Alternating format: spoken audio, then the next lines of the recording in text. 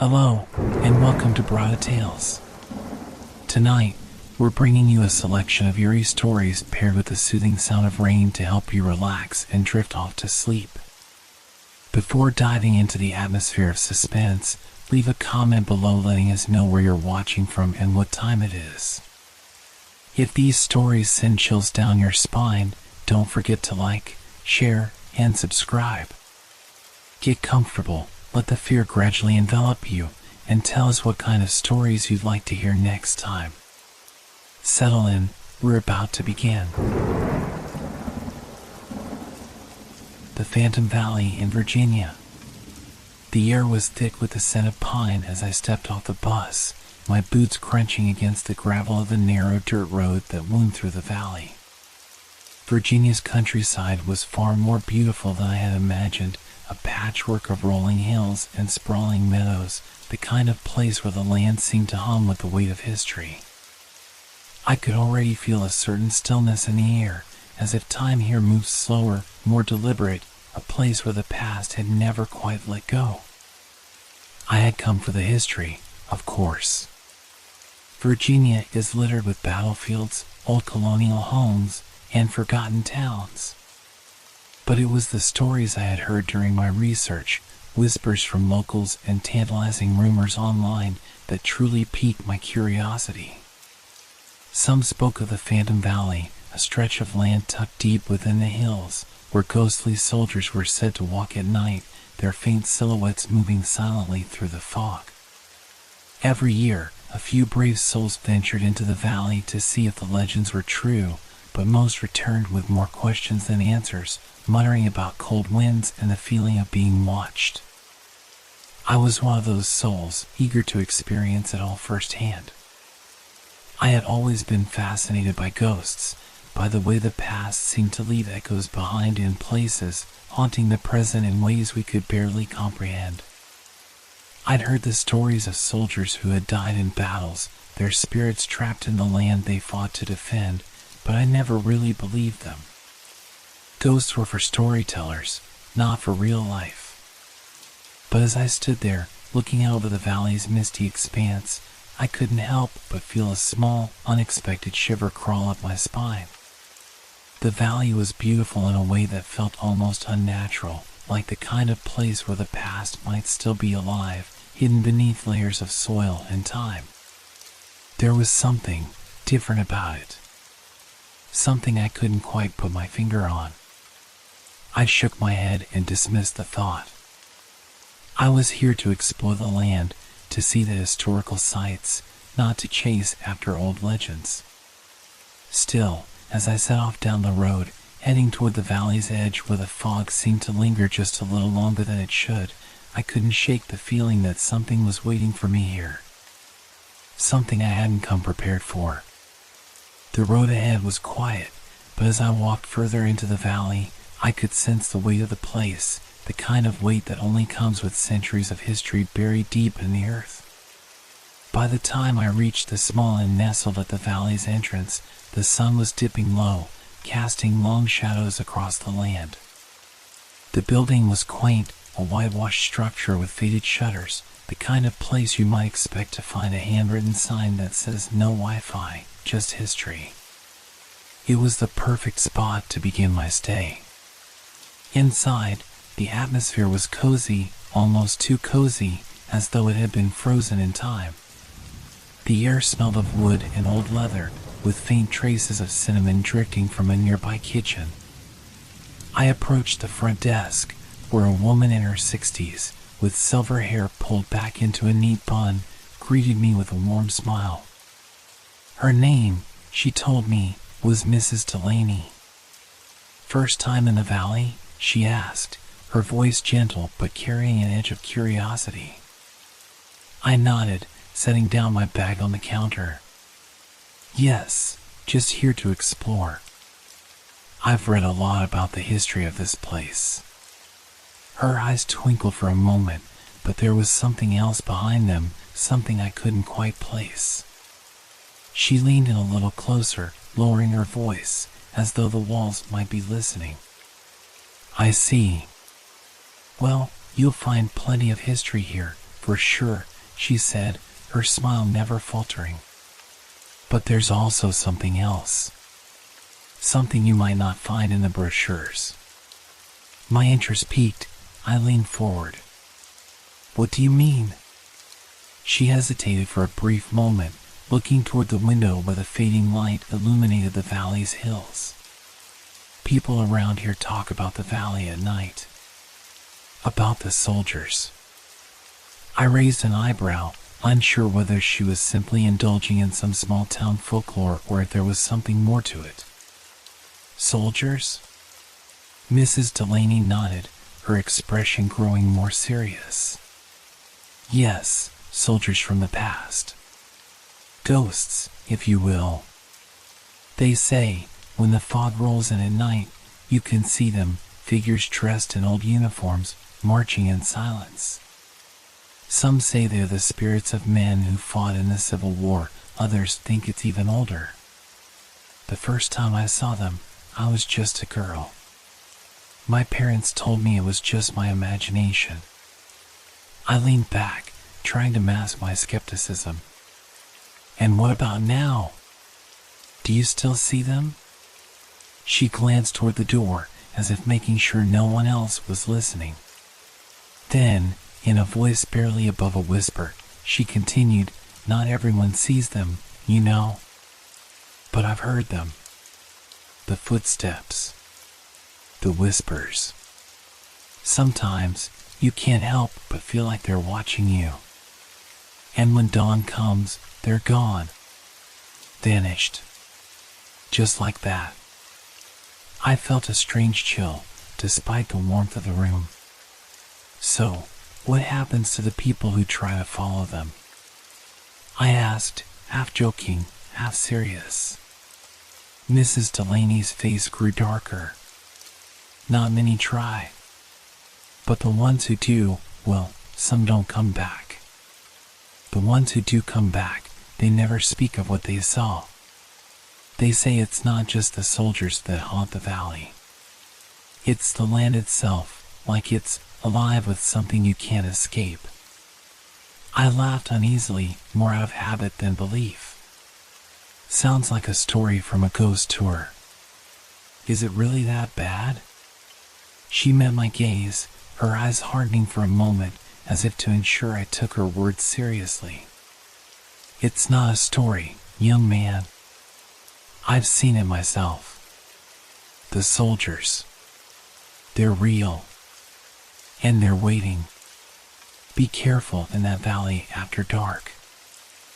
I felt my stomach tighten at the thought, but I waved it off, hoping it was just the telltale sign of an overactive imagination. Thanks for the warning, but I'll be fine.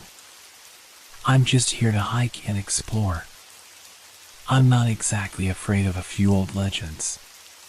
Mrs. Delaney gave me a small, knowing smile. You're welcome to believe what you like. Just remember, the valley doesn't always show itself to those who don't understand it. She handed me a key to my room, the conversation hanging in the air like an unresolved mystery. As I climbed the stairs to my room, I couldn't shake the feeling that her words, while perhaps exaggerated, had stirred something inside me. A part of me was drawn to the valley's eerie reputation, even if I didn't quite believe it.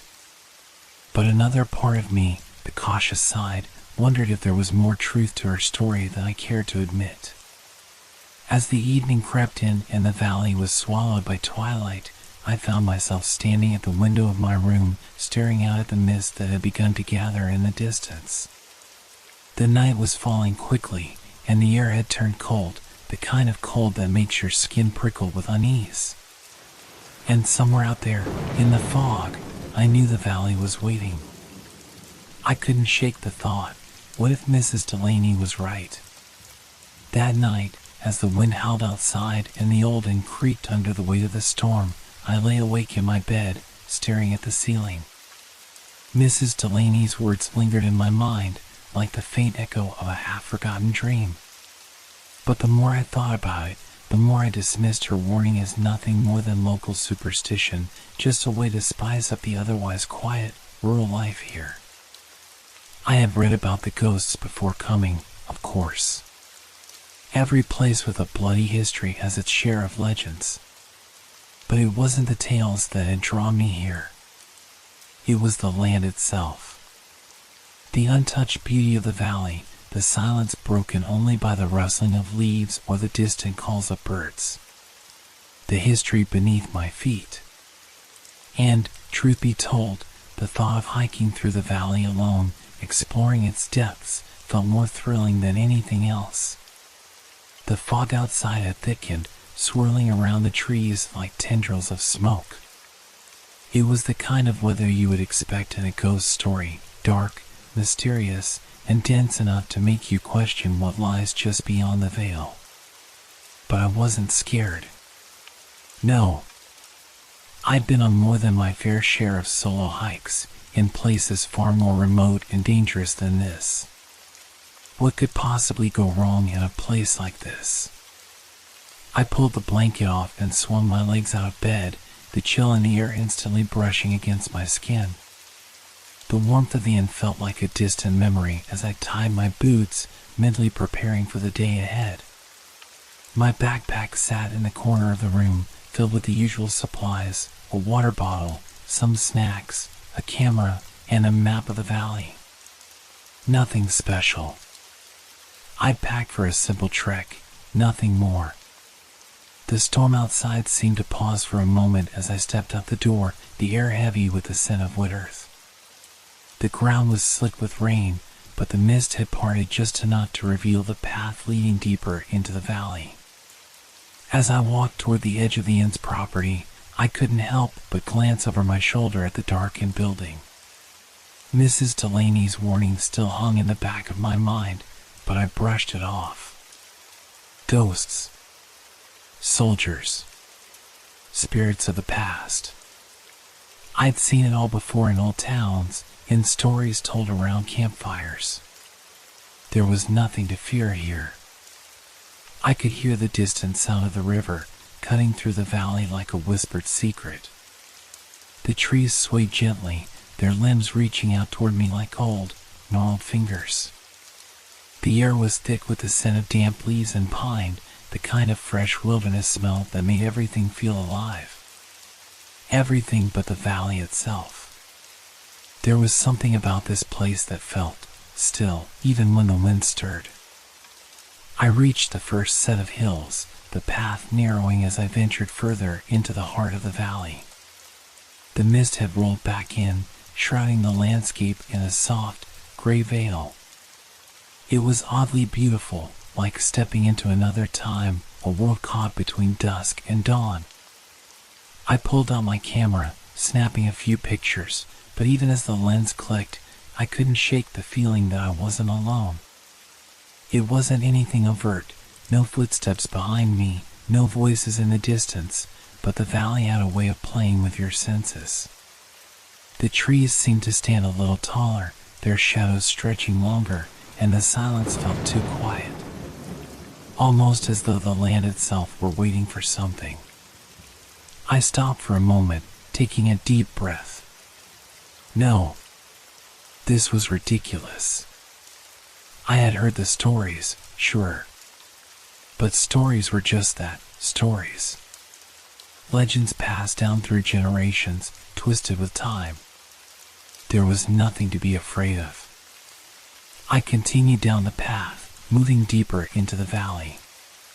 The ground was soft beneath my boots, and the fog hung low, curling around the trees like the ghosts Mrs. Delaney had spoken of. I shook my head. Just get a grip, I muttered to myself. I checked my watch, still plenty of daylight left. The valley stretched out ahead of me, wild and untamed. I had read about the old battlefield sites, about the remnants of a forgotten war, but I hadn't really understood the landscape until now. The hills rose steeply on either side, and the valley itself felt like a bowl, cradled by the earth. It was easy to imagine how someone might lose their way here, how the fog could conceal everything from sight. I paused to look around again, taking in the scenery, when something caught my eye. A glint of metal, half buried in the ground, just off the path.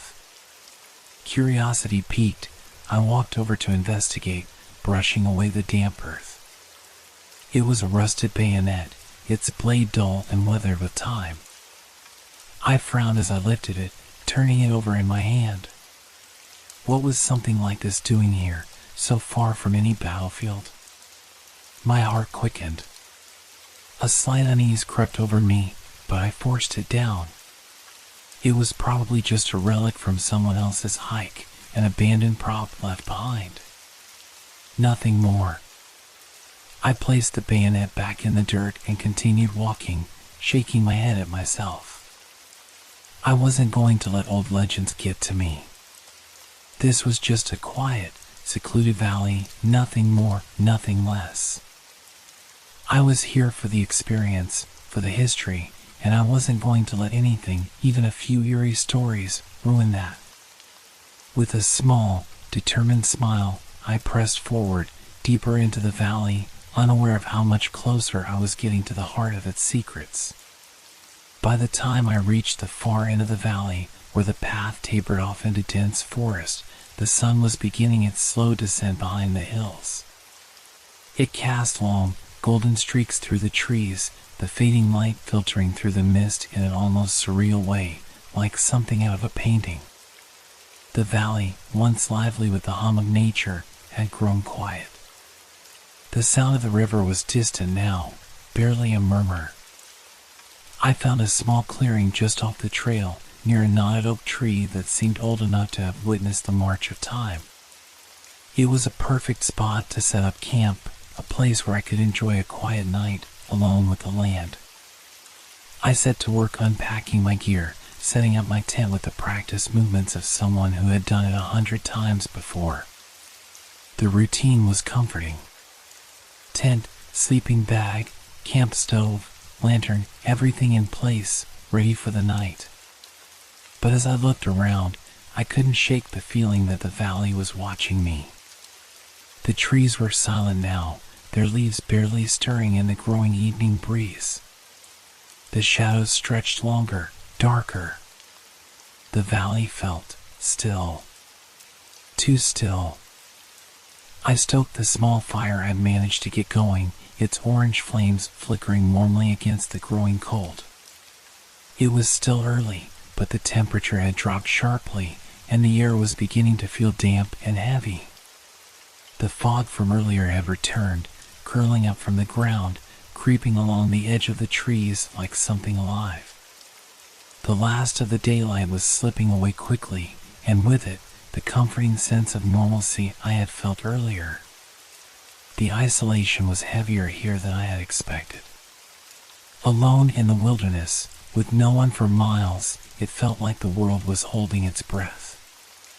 The sound of my own heartbeat was louder than it should have been, and every rustle of the wind in the trees made me flinch. It was the kind of place that could make a person feel small, insignificant, a place where time felt suspended, as though the world was caught in some kind of limbo. I sat down on the log near the fire, pulling my jacket tighter around my shoulders as the temperature continued to drop. My breath fogged the air in front of me, mixing with the mist that had gathered around the edges of the clearing. I glanced around, half expecting to see something, anything, in the shifting shadows of the trees. But there was nothing. Just the valley, the fire, and the growing silence. I tried to push the unease out of my mind. This was what I wanted, after all, solitude, peace, the chance to escape the chaos of the world. But somehow, it didn't feel like that. It felt different. It wasn't just the eerie quiet or the fact that I hadn't seen another soul all day. It was the way the valley seemed to hold something back, a secret waiting to reveal itself. And I was the only one here, waiting to uncover it. The distant hoot of an owl broke the silence, followed by the rustle of something in the underbrush. My eyes snapped toward the sound, but all I saw was the thickening fog, a blanket of mist that swallowed the trees whole. There was no sign of movement, just the faintest sense that something was wrong, something I couldn't put into words. I shook my head and stood up, brushing off the discomfort. "It's just the wilderness," I muttered to myself. "Just nature doing its thing." But even as I spoke the words, I could feel the valley closing in, its weight pressing down on me, smothering any sense of ease I had left. The air was still, but thick, as though something unseen was lurking just beyond the edge of my vision. I looked up at the sky, watching the first stars begin to appear as night settled over the valley.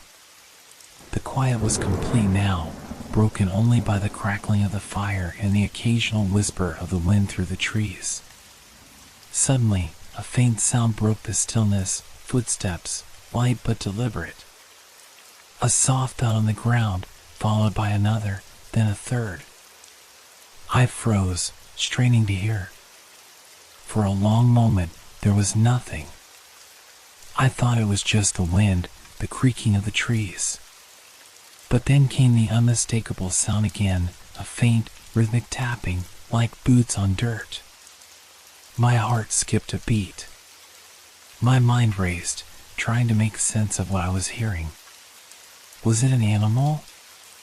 A deer, perhaps, moving through the underbrush? But no, this was different.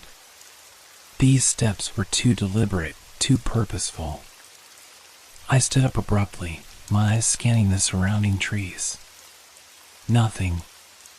Just the shadows, the mist, the valley pressing in on all sides. Get a grip, I told myself. It's just your mind playing tricks. You're alone, in the woods. It's nothing. But despite my words, I couldn't shake the feeling that something, or someone, was out there, watching, waiting. The air felt colder now, heavier, and the footsteps had stopped as abruptly as they had begun. I tried to shake the chill from my bones, returning to my seat by the fire. The flames flickered erratically, casting long, dancing shadows against the trees, twisting them into shapes that seemed almost human. The unease inside me grew, spreading like a cold ache in my chest. This was supposed to be peaceful. But as the fire crackled and the valley darkened around me, I couldn't escape the feeling that I wasn't as alone as I had hoped. Something was in the mist, something waiting for the night to fall. I glanced over my shoulder once more, half expecting to see a figure standing in the shadows, just out of sight. But there was nothing but the shifting fog and the darkening trees, holding their secrets close. And for the first time since arriving, I couldn't shake the feeling that I wasn't welcome here. The fire crackled in the silence, casting dancing shadows that stretched like elongated fingers across the darkening ground. I sat back down by the campfire, trying to force myself to relax, to breathe in the stillness of the valley. The air was thick with mist, and the stars above were slowly disappearing as the fog crept closer, rolling in like a living thing. Everything felt so quiet. Too quiet. I took another look around the clearing, trying to convince myself that there was nothing unusual here. The trees loomed in the distance, their dark silhouettes barely visible in the thickening fog. The only sounds now were the crackle of the fire and the occasional rustle of the wind through the branches. Still, that feeling, the feeling that something was watching me, clung to me like a shadow. It had to be my mind. After all, I was alone in an unfamiliar place, surrounded by stories and warnings. The chill of the evening, the shifting fog, everything felt strange and new. It made sense that my senses would play tricks on me. I just had to ignore it. I glanced toward the far edge of the clearing, where the trees began to close in. The fog had gotten heavier, swirling around the trunks like the breath of something hidden. I shifted uncomfortably, feeling the weight of the silence grow heavier with every passing minute. Then I heard it. At first, it was just a faint sound, like the rustling of leaves, the kind you might hear when the wind picks up. but it didn't feel like wind. It was too rhythmic, too deliberate. The noise was almost purposeful. A slow, dragging shuffle, like boots scraping against dirt, moving in the direction of the trees. I froze, my heart suddenly pounding in my chest. It was too close, too real to be the wind. I stood up, instinctively reaching for my flashlight, but as my hand brushed the handle, the sound stopped. I squinted into the darkness, my eyes scanning the fog-shrouded trees, looking for anything out of the ordinary. But there was nothing. No movement. No sign of life. Just the swirling mist, heavy and still. I swallowed hard and forced myself to breathe. It was probably an animal, I told myself.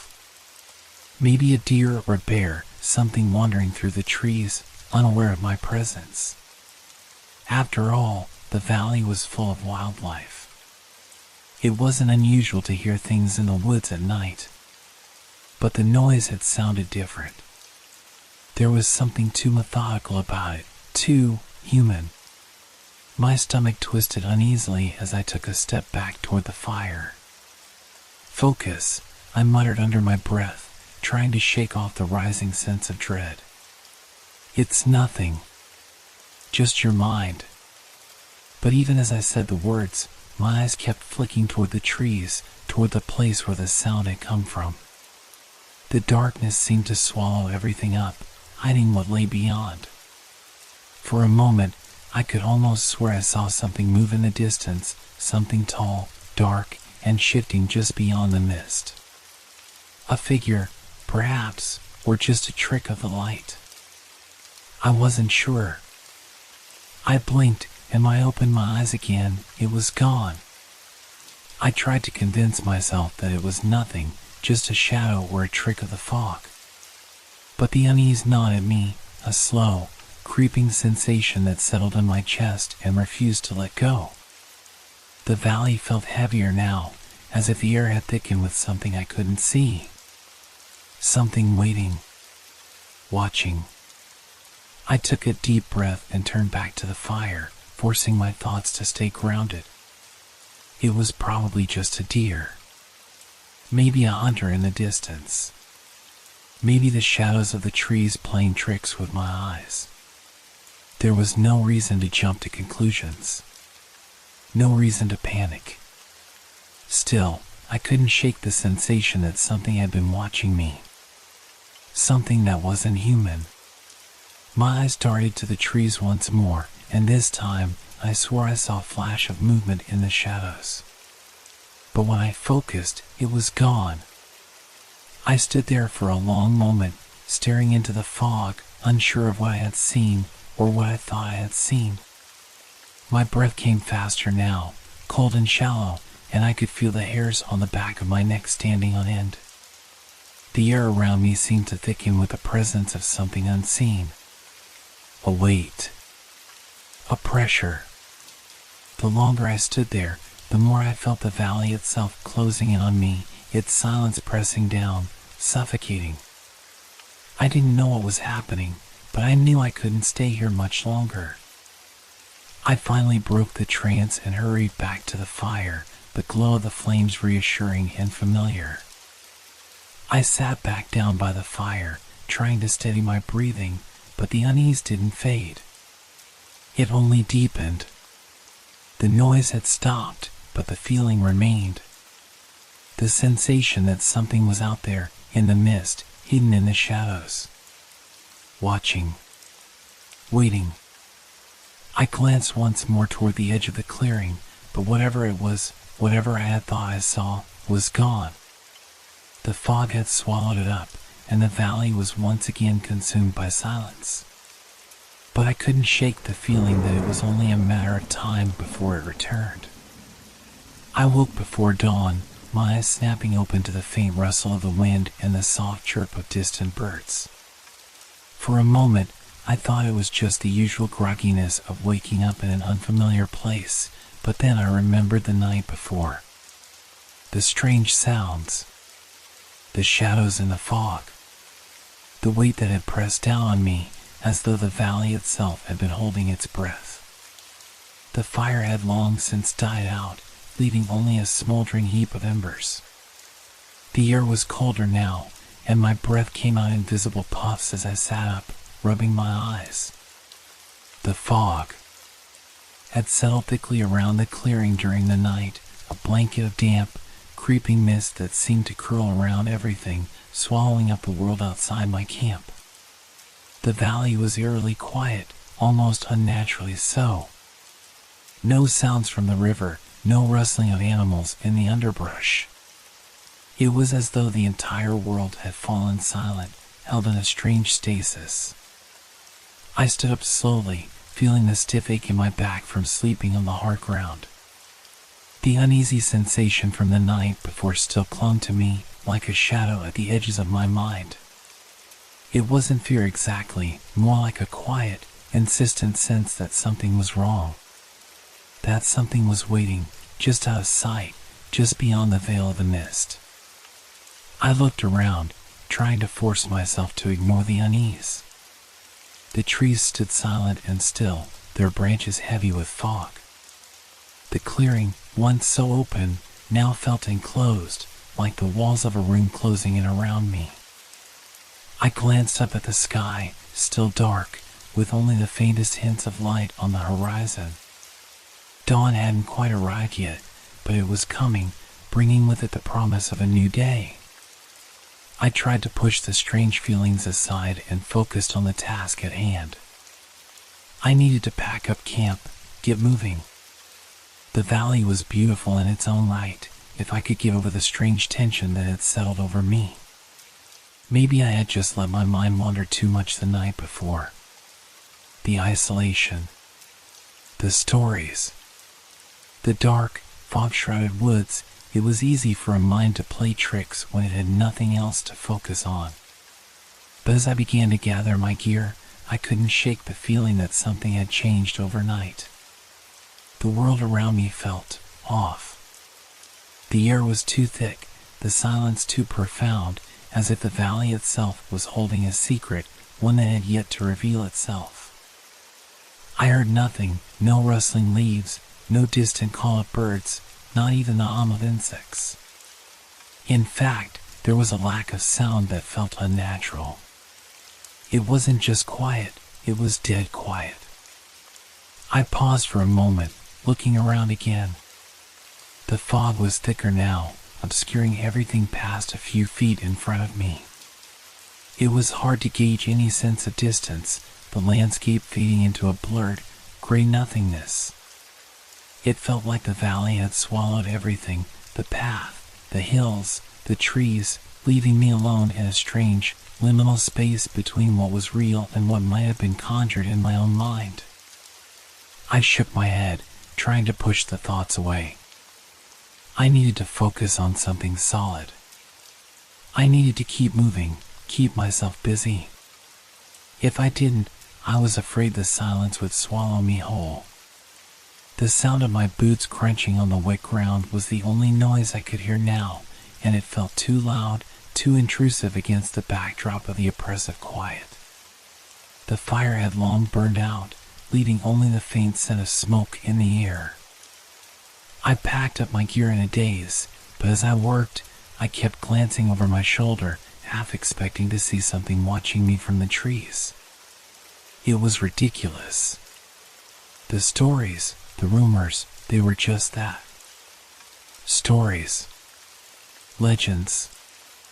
I had no reason to believe any of it. But that feeling was still there. The sense that something was wrong. That I wasn't truly alone. I pulled my backpack over my shoulders and made my way toward the trail, walking faster than I had the day before. The mist wrapped around my legs as I trudged through it, and the valley seemed to press in from all sides, the trees looming like silent sentinels. As I stepped off the edge of the clearing and onto the narrow path that led deeper into the valley, I looked back at the camp one last time. For a moment, I thought I saw something move at the far side of the clearing, just the briefest flicker of motion in the fog, too fast to be certain. But when I blinked, it was gone. I didn't stop. I couldn't. I had to keep moving, get deeper into the valley, away from this unsettling place. I wasn't sure what I was running from, whether it was my own mind or something real, something I couldn't explain. But I felt like I needed to get out of the clearing, away from the camp, away from whatever it was that had made me feel so exposed, so vulnerable. The valley stretched out ahead of me, vast and silent, the fog thickening with every step. It was still early, but the silence was already deafening. Even the wind had stopped. I tried to tell myself it was just the morning calm, but deep down, I knew better. This wasn't just calm. This was something else. Something unsettling. As I walked, the hairs on the back of my neck stood up again. My pace quickened, and the valley seemed to stretch on forever, an endless ribbon of trees and mist. The path narrowed and wound through thick, overgrown brush, and the air felt colder with each passing minute. There was no sign of any wildlife. Not a single bird or animal. It was as if everything had vanished, leaving me alone in a place where nothing seemed real anymore. I stopped for a moment, looking around. It was too quiet.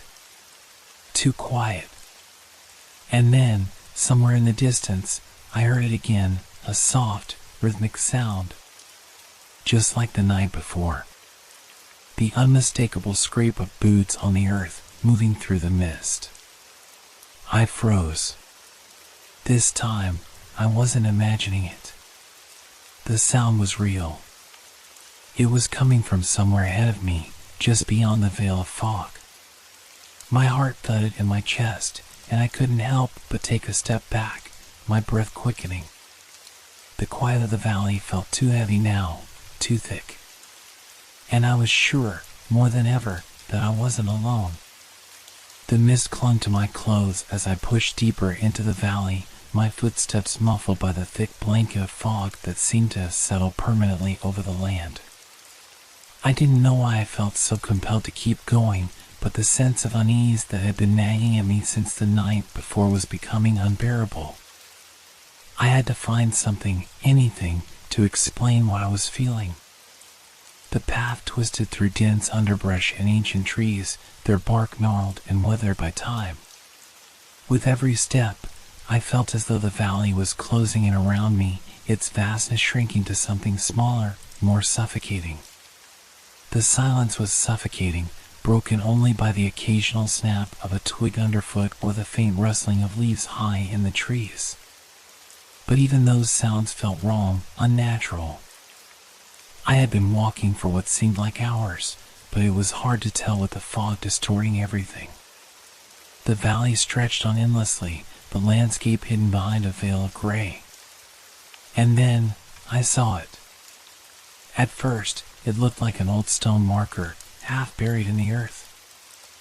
I bent down, brushing away the damp leaves and dirt, and revealed what appeared to be an old gravestone. The inscription was worn and faded, barely legible in the half-light of the morning. But it was unmistakably a grave, its shape, its purpose, there was no mistaking it. I stood there for a moment, staring at the marker. It didn't make sense. Why would there be graves out here, in the middle of this desolate valley, so far from any known settlements? As I looked around, the fog seemed to lift just enough to reveal something else. Pieces of rusted metal poking out from the ground. I knelt down again, brushing away more dirt and leaves, and uncovered what looked like part of a rifle. The metal was corroded, aged by time and weather, but it was unmistakable. It was a rifle, one from an era long past, its design old and worn. I pulled the rifle from the earth, examining it closely. It was odd, like something you might find in a museum, a relic of a different time. And then I saw something else, a small, broken bayonet, its blade dull and chipped, wedged into the dirt beside the rifle. I touched it, and it sent a chill through me. This wasn't just any place, it wasn't just a valley.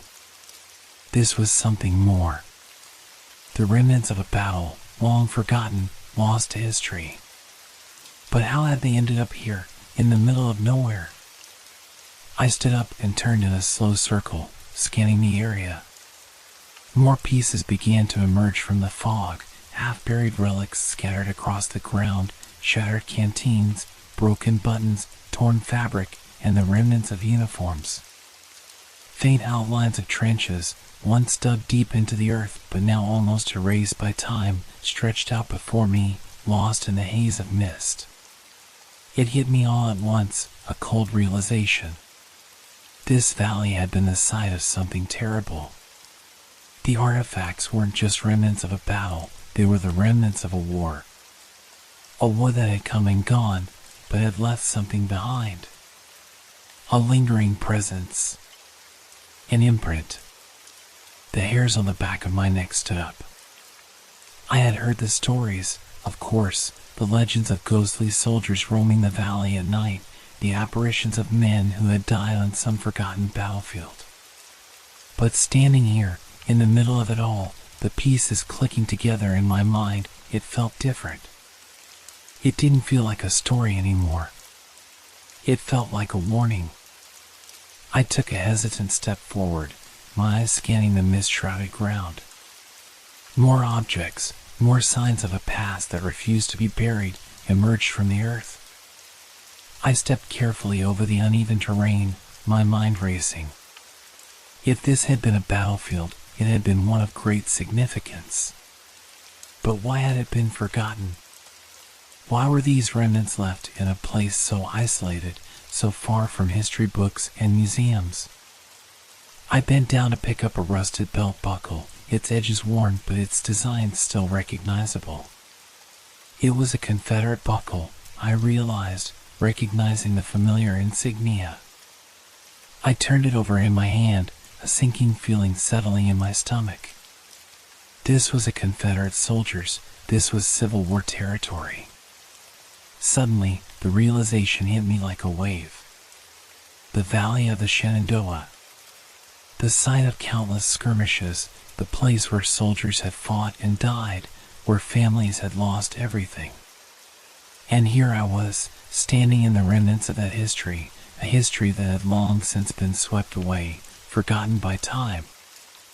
I felt a shiver run down my spine. But it wasn't just the history of the place that unnerved me. It was the way it felt alive in some strange, intangible way. The air was thick with something I couldn't quite name. A tension. A presence.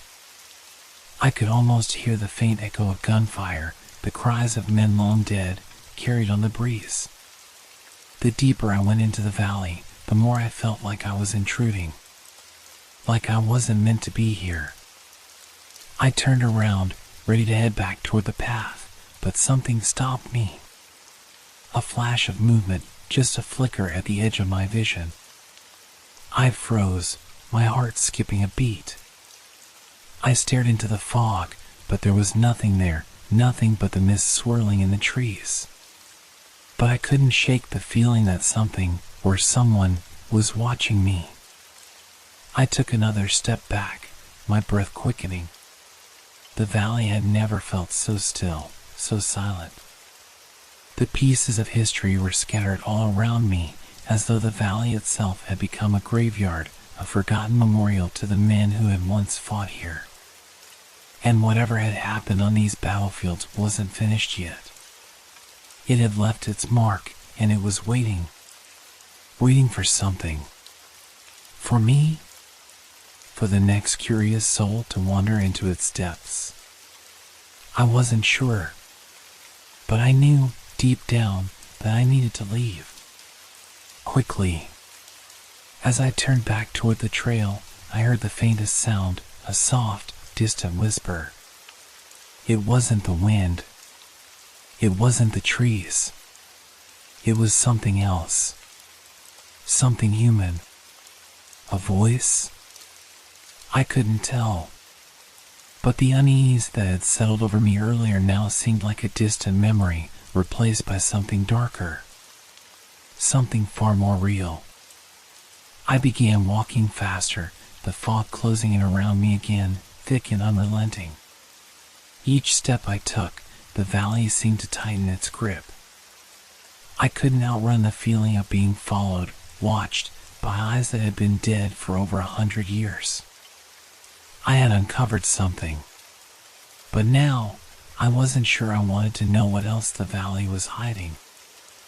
I hadn't taken more than a few steps down the trail when the quiet of the valley began to shift again. At first, it was so faint I thought it was just the wind, whispers carried on the breeze, like voices too distant to understand.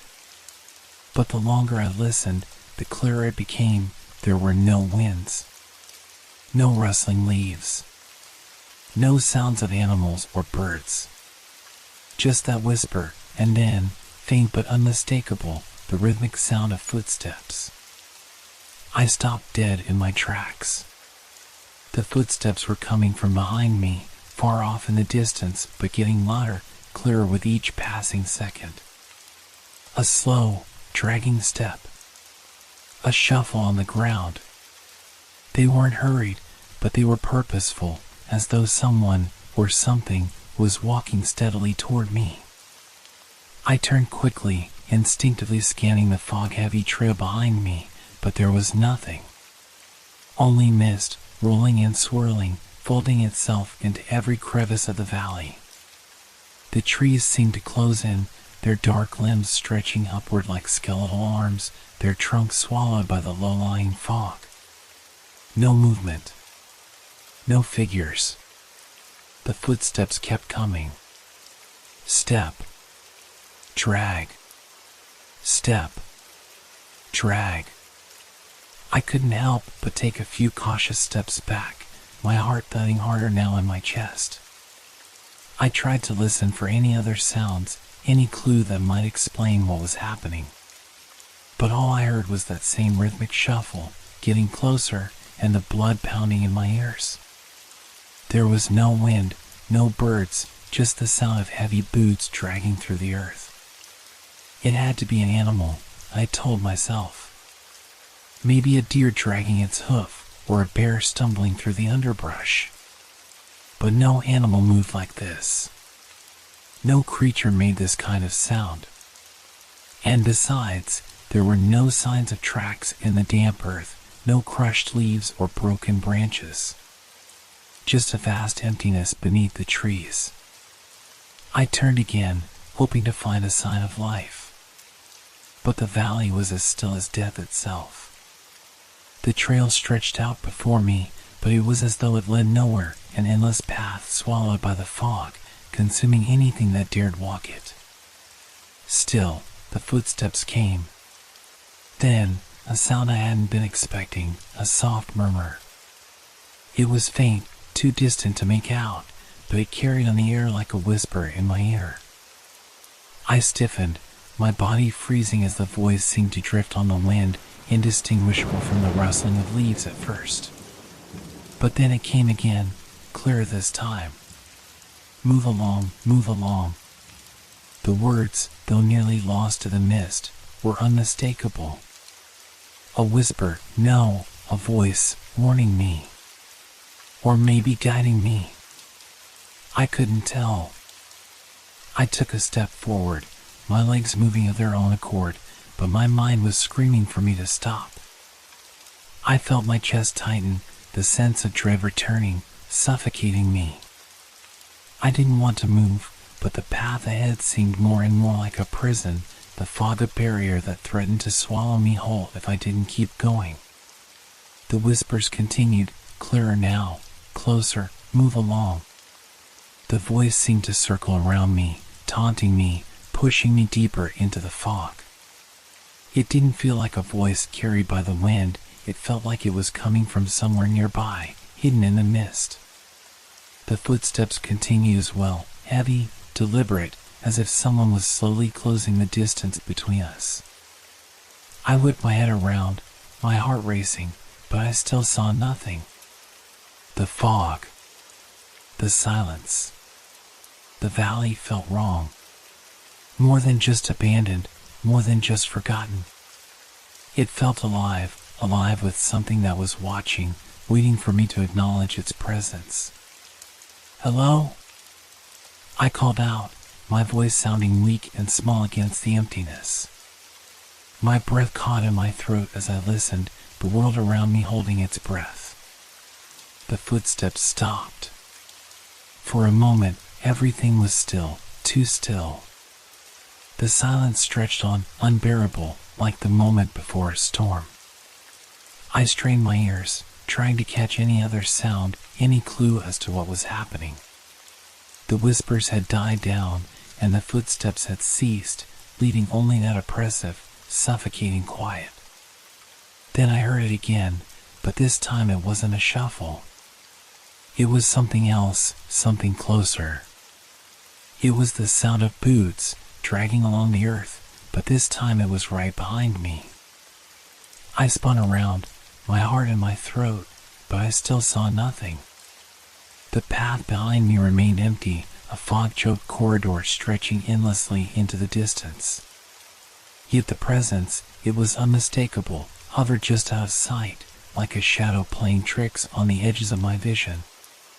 My eyes darted back and forth, searching for anything that would make sense of what I was hearing. And then, the voice came again. Closer this time, as if it was right there, whispering just over my shoulder. "Turn around." I froze. I hadn't made a sound. I hadn't moved. But somehow, the voice knew I was listening. The whisper came again, this time urgent, almost desperate. "Turn around, or you'll never leave." It wasn't a question. It was a command. Every instinct in my body screamed at me to run, to bolt down the trail and never look back. But my legs refused to move. The fog around me thickened, swirling, twisting into unnatural shapes, and I could swear I saw shadows flitting through the mist, their forms only half visible before disappearing again. The footsteps were back, closer now, louder. They weren't even trying to hide anymore, dragging across the ground in an unmistakable rhythm. Step. Drag. Step. Drag. I turned around, my body trembling, heart pounding, every muscle frozen in fear. There was nothing. Only the path stretching before me, the fog curling lazily along the edges of the trees. But the footsteps hadn't stopped. They were still there. Still coming. And this time, I realized something I hadn't dared to admit before. They weren't coming from behind me. They were coming from within the fog. All around me. Surrounding me. And I was no longer alone. I took a step backward. And then another. My breath came faster, my chest tight with fear. But the sound, the heavy dragging steps, were following me. I forced myself to breathe deeply, trying to steady the panic clawing at my chest. My hands were trembling and my stomach churned, but I had to stay calm. Rational. There had to be an explanation. The fog, the sounds, everything could be explained away. I wasn't alone here, that much was certain, but it didn't mean there was something unnatural about it. Maybe it was an animal, something large and heavy. A bear, maybe? It was possible. I tried to hold on to that thought, but it felt flimsy.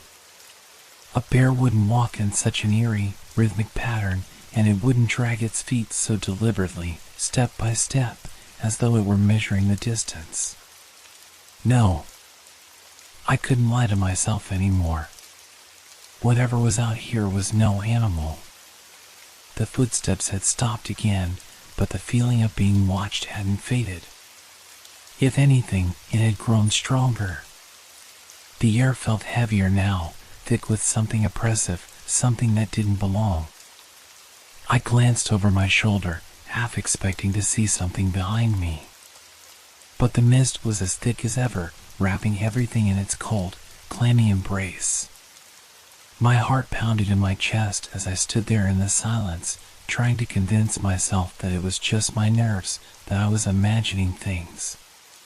But I could still hear it, the dragging, rhythmic steps, closer this time.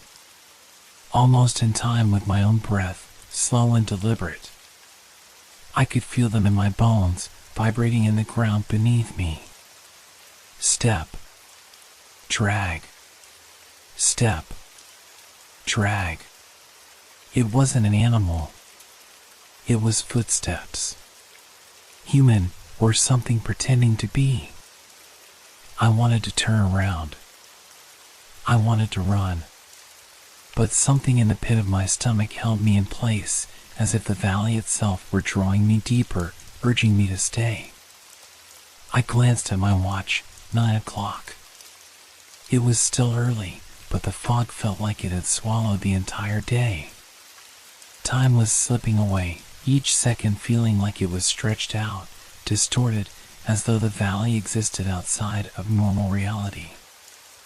I turned away from the path and took a few steps off it, hoping to find something, anything, to explain the sounds, the tension that seemed to coil tighter around my chest with every breath. I walked toward the thick cluster of trees on my left, the ones that appeared to be older, their trunks twisted and thick, as if they had been standing there long before the land had been claimed. The footsteps hadn't stopped. They were still there, behind me, and I could hear them clearly now, dragging through the earth like a tired soldier plodding toward me through the mist. Step. Drag. Step. Drag. I swallowed hard and pressed forward, hoping the trees might provide some kind of shelter, or at the very least, some explanation. But the deeper I went into the thicket, the more the fog seemed to thicken, curling around my feet and limbs, stifling me. I took a few more steps, forcing my feet to move, and the fog closed in tighter, as though it were pressing against me. The space around me felt smaller now, like the trees were closing in on me, watching with unseen eyes. Every direction I looked and seemed equally cloaked in mist. There was no safe haven, no place to hide from the weight of the valley's silence.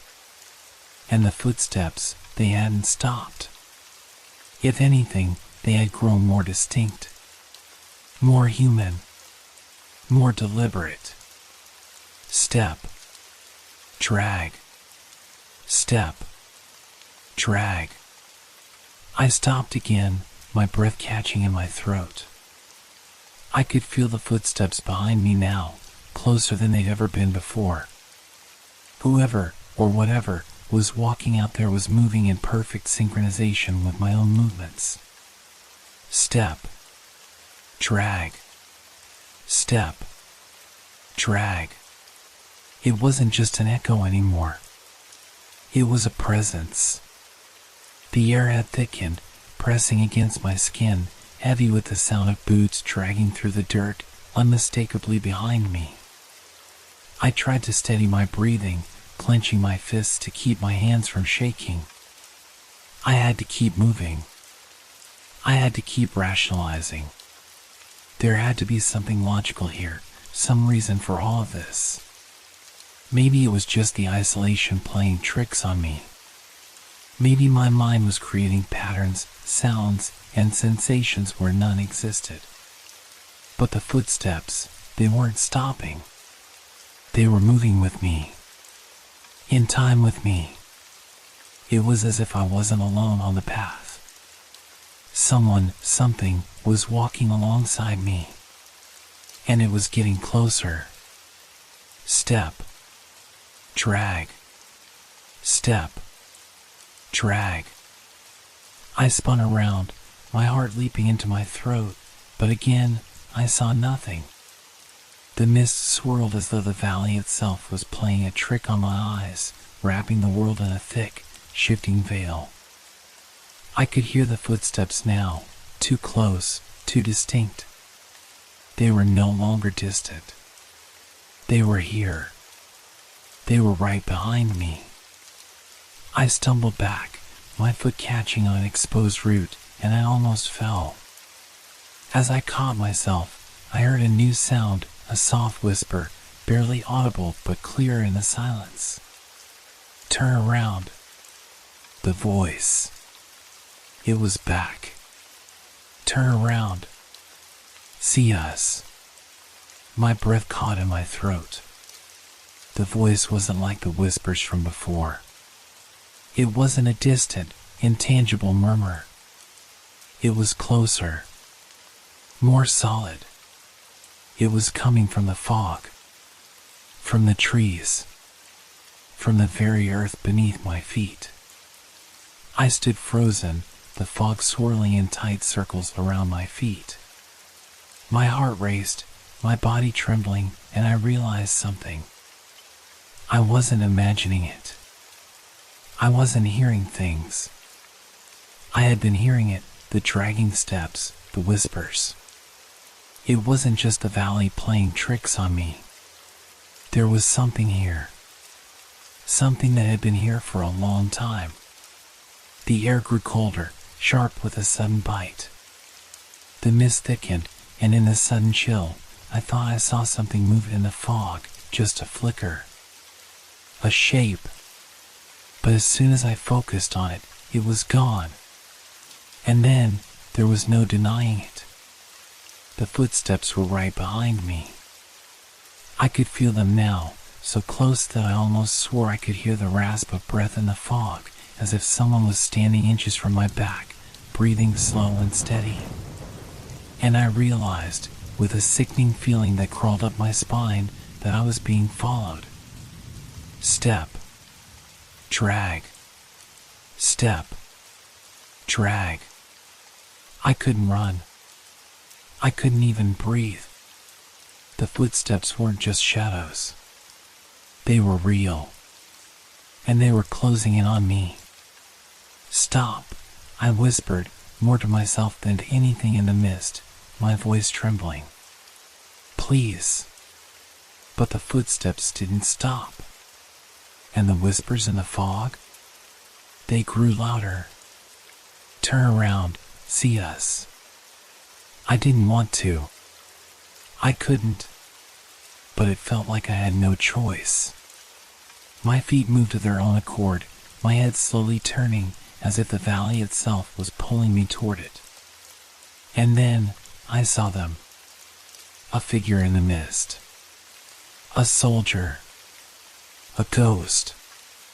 Their face was hidden by the fog, their uniform tattered and dark with age.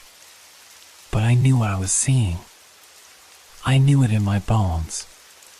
The soldier was standing right in front of me, as real as anything could be, silent, unmoving, watching me. The drag of their boots was the only sound now, the only rhythm in the valley, drawing closer. I took a step backward, but the figure didn't move. It was waiting. For me to move. For me to turn around, to acknowledge it.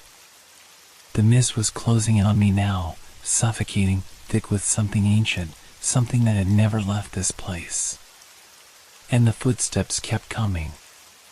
Step by step. Dragging across the valley. Closer.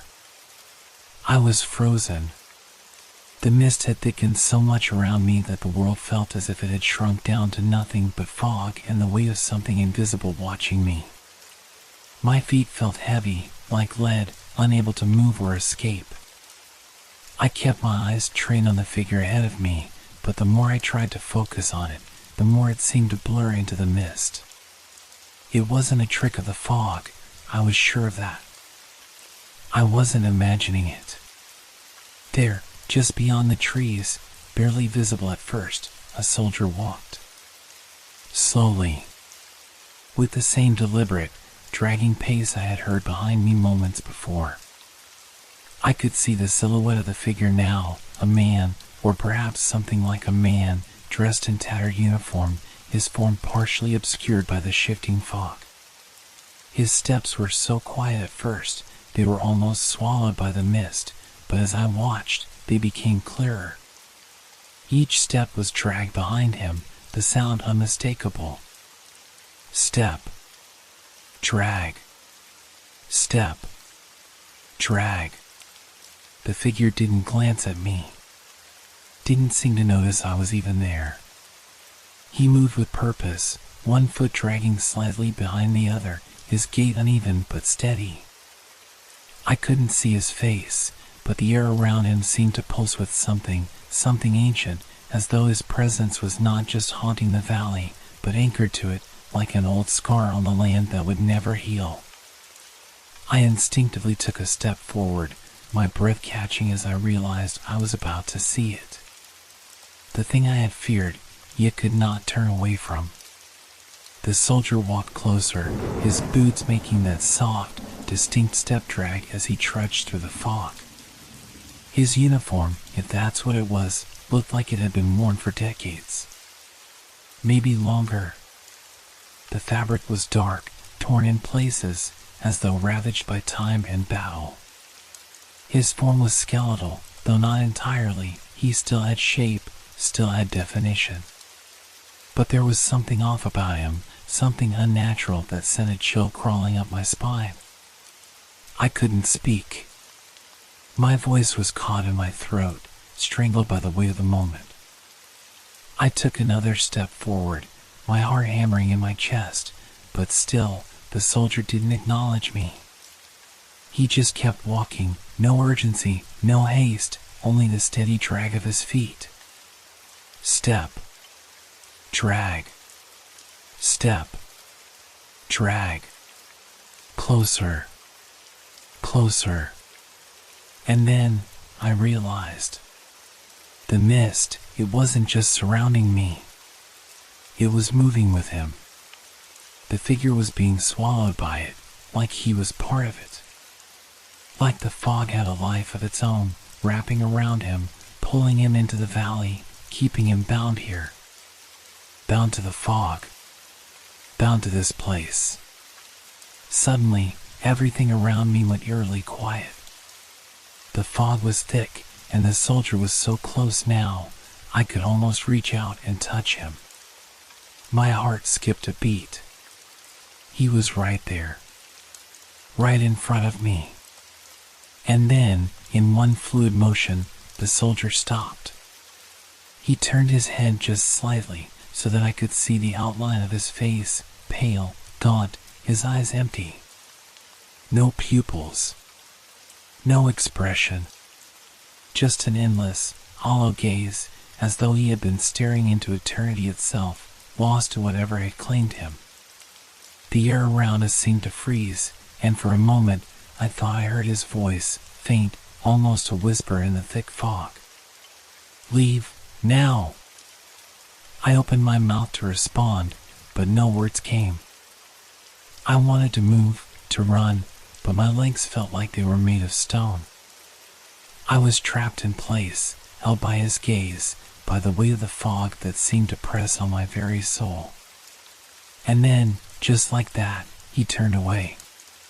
The soldier, without a sound, continued his march through the mist, his steps as deliberate as ever. Step. Drag. Step. Drag. I wanted to follow him, to understand where he was going, to know who or what he was. But the very thought of moving, of getting closer to him, made the hairs on my neck stand on end. I couldn't. I wouldn't. I watched him walk away, his figure becoming more and more distant with each drag of his feet, until, just as quickly as he had appeared, he vanished into the fog. One moment, he was there. The next, gone. As if he had never existed at all.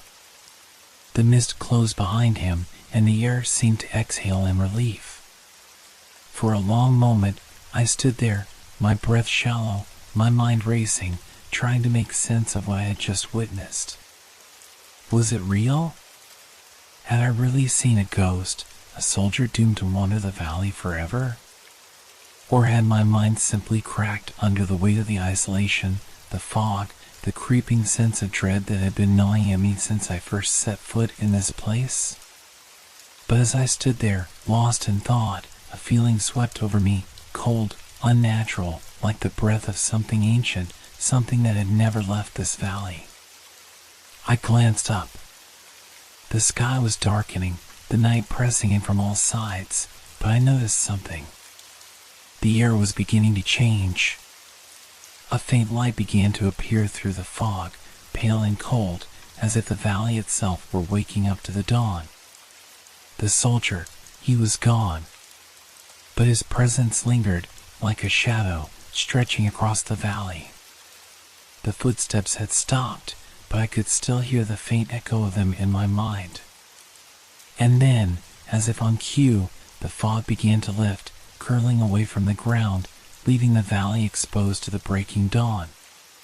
The first light of day filtered through the trees, casting long, eerie shadows across the battlefield. But the soldier, the figure I had seen, he was gone. The valley was empty again. But I knew, deep down, that the silence was only temporary. That whatever was watching, whatever haunted this place, was still out there, hidden beneath the fog, waiting for the night to come again. And I wasn't sure I'd be able to leave without it following me. The footsteps were gone, but I knew they would return. I couldn't shake the feeling. The figure, the soldier, had been real, hadn't it? I had seen him, heard his dragging steps, felt the weight of his gaze on me as though he were more than just a shadow of the past. But as dawn crept through the trees, chasing away the fog and the darkness, I was left standing in the quiet, questioning everything I had just witnessed. There was no denying it anymore. The valley had done something to me. It had sunk its hooks into my mind, and I couldn't turn away. My curiosity had morphed into something darker, something relentless. I had to know more. I had to understand why the soldier had appeared and what he wanted from me. What had he meant when he whispered to me, his voice barely audible over the thrum of my pulse, "Leave, now!" But leaving wasn't an option. Not anymore. Not after this. I stood there, in the cold light of early morning, and made my decision. I would follow him. I didn't know where the soldier had gone or why he had appeared to me. But I needed answers. I had walked into this valley expecting nothing more than a peaceful hike, a bit of history, perhaps a little folklore to pass the time. But now I was in something far deeper than I could have ever imagined. I gathered my gear, now feeling the weight of the pack on my shoulders more than ever. The trees around me seemed different in the morning light, still eerily silent, their gnarled branches reaching toward the sky like skeletal hands. The landscape had shifted overnight, or maybe it was just me. The fog was gone, but there was still something about the air that felt off, as though it had been thickened by the weight of untold stories, lost to time. I glanced around, scanning the forest floor, my eyes seeking the faintest trace of the soldier's presence. There, just beyond the trees, the soil was disturbed, as if someone had passed through it recently. The marks were subtle, easy to miss if you weren't looking closely. A trampled leaf. A footprint, faded but visible. My pulse quickened. I wasn't imagining things. The soldier had left a trail. And now I had a choice, to stay where I was, to retreat and forget this strange encounter, or to follow it. To chase the shadows. I took a deep breath and stepped forward, my boots sinking slightly into the damp earth as I made my way along the path where the soldier had walked. The sun, though rising, still struggled to break through the dense canopy above, leaving the forest floor dappled in shifting shadows.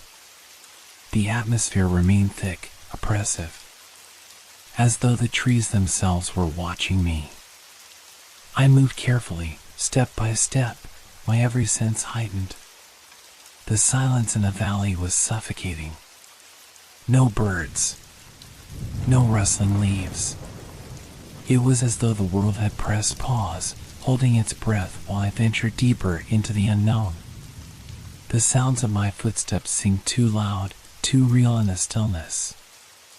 My skin tingled with awareness, and I couldn't shake the thought that I wasn't alone. Not really.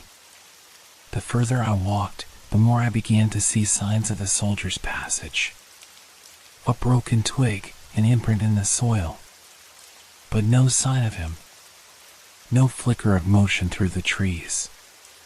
It was as though he was ahead of me, always just out of reach, as if the very act of following him was a game of cat and mouse, where the hunter was the hunted. I pushed forward, my breath coming faster, a mix of excitement and fear coursing through me. I couldn't let him slip away. I had to know. After a while, I came to a small clearing, the trees breaking apart to reveal a broad stretch of land. The light of the morning sun filtered through the mist that still clung to the ground, creating an almost ethereal glow. But there, in the center of the clearing, was something I hadn't expected, a collection of broken, rusted cannons and abandoned military remnants. A battlefield. It was eerily quiet. Too quiet. The soldier's trail ended here. I knelt down, fingers grazing over the dirt, where the grass seemed darker, as though it had been disturbed by heavy boots long ago. I felt an icy shiver crawl up my spine. The signs were clear now. This had been a place of violence, of death. The remnants of battle lay all around me, discarded and forgotten, an unholy memorial to lives lost. I stood, scanning the area, trying to make sense of it all. And then, just as I thought I was alone in the clearing, I heard it. A sound, so faint at first, that I thought I might be imagining it. But then, it grew clearer, closer. The unmistakable drag of boots on the dirt. A slow, rhythmic sound, just like the one I had heard the day before. My heart leapt in my chest. I wasn't alone. He was here. The soldier. But this time, there were more of them. I turned slowly, my eyes widening as I saw them. Figures, emerging from the fog and shadows, stepping out of the trees, one by one. Soldiers. All of them dressed in worn, tattered uniforms, their faces obscured by shadows, their movements stiff and deliberate. There were 5 of them at first. Then more. Dozens. They seemed to appear from nowhere, their figures taking shape in the mist like ghosts rising from the ground, bound to the land. They moved in unison, their boots dragging in eerie harmony. The sound of their steps, once distant, now surrounded me, echoing off the trees and bouncing back into the clearing. Step. Drag. Step. Drag. I felt the ground tremble slightly beneath me, as though the weight of their presence was shifting the very earth. The soldiers did not speak. They did not look at me. They simply walked, their forms growing more and more numerous, until they stretched as far as I could see, an endless line of soldiers, their heads down, their bodies bent under the weight of some unseen burden. I stood frozen, my body betraying me with every beat of my heart. What was happening? What were they? Why had they appeared? The lead soldier, the one I had seen earlier, appeared in the front of the line, his gait steady, his head lowered. I recognized him immediately, the same tattered uniform, the same drag of his boots. He was leading them. I opened my mouth to call out, to ask questions, to demand an explanation. But nothing came. The words stuck in my throat, swallowed by the oppressive silence that had settled over the battlefield. All I could do was watch, helpless and shaken, as the line of soldiers continued its endless march. And in the center of it all, the soldier who had first appeared to me paused. He turned his head just enough to face me, and this time I saw his face more clearly. Gaunt, pale, his eyes hollow and dark as though staring into nothingness. And once again, I heard that whisper, carried on the wind. "Leave, now." It wasn't a suggestion. It was a command. And I realized, with a cold, sinking feeling, that it was no longer a question of why they were here. It was a question of how I was going to leave, if I was going to leave at all. I could feel the soldier's presence, even though he had not moved. He stood at the front of the line, facing me, his hollow gaze locking onto mine, unblinking, unmoving. The air around him seemed to grow colder, as though the temperature dropped the moment his eyes met mine. Without a word, the soldier turned, slowly, deliberately.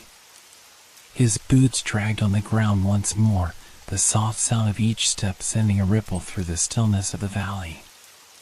And then, just as I was about to make my decision whether to turn and run or follow him into the depths of this nightmare, the line of soldiers began to move again. I was caught, rooted to the spot by a mixture of fear and curiosity, but also a strange pull, a compulsion to follow. I didn't know why I felt this way, but I couldn't resist. My legs moved without thought, taking me deeper into the valley, away from the familiar path I had been on. The soldiers didn't speak, didn't acknowledge me, but I felt them all around me, an endless sea of silent figures, each step taken in unison. As we moved deeper into the valley, the landscape shifted. The trees, which had once been tall and ominous, now grew twisted, their trunks bent at unnatural angles, their limbs reaching toward the sky as if pleading for release. The fog, which had once only hovered at the valley's edges, was now thick, almost suffocating, swallowing the light and turning the entire area into a blur of white and gray. The very air seemed to weigh heavier, pressing down on me, making each breath harder to take. The temperature dropped as we continued on, my breath misting in front of me despite the early hour. The wind, which had been gentle before, now howled through the trees, whipping at my skin, leaving an unsettling chill that settled deep into my bones. There was no escape from it. It felt like the valley was closing in on me, tightening its grip with every step I took. I glanced around, my eyes darting from the soldiers to the increasingly twisted landscape. The once rolling hills were now jagged and uneven, as if the very earth had been scarred by the bloodshed of long-forgotten battles. The ground beneath me was soft, almost marshy in places, and in the distance I could see strange shapes, hills that seemed to shift in the fog, or perhaps they were something else entirely, something that only appeared in this unnatural place. A sound broke through the cold air, a low, mournful cry, echoing from somewhere deeper in the valley. I froze, every muscle in my body locking up. The sound wasn't human. It wasn't animal. It was something else, something ancient, something wrong. I tried to push the thought from my mind, to rationalize it, to tell myself it was the wind or the trees or the isolation getting to me. But deep down, I knew it wasn't. It was something real, something tied to this place, to these soldiers, to the curse that hung over this valley. The soldier at the front of the line didn't slow, didn't flinch. He simply kept walking, his boots dragging with that same slow rhythm, the other soldiers falling into step behind him. They moved like a wave, an unbreakable current, and I was caught in it. I stumbled slightly, my foot catching on the uneven ground, but I didn't fall. My eyes remained fixed on the soldier ahead. The further we went, the more I felt the valley itself close in around us. The trees, the fog, the chill, it all seemed to press down, pushing me deeper into this nightmare. The soldiers didn't look at me. They didn't acknowledge my presence. It was as if I wasn't even there. I was just another part of the scenery, another shadow moving through the fog, another lost soul caught in the valley's grip.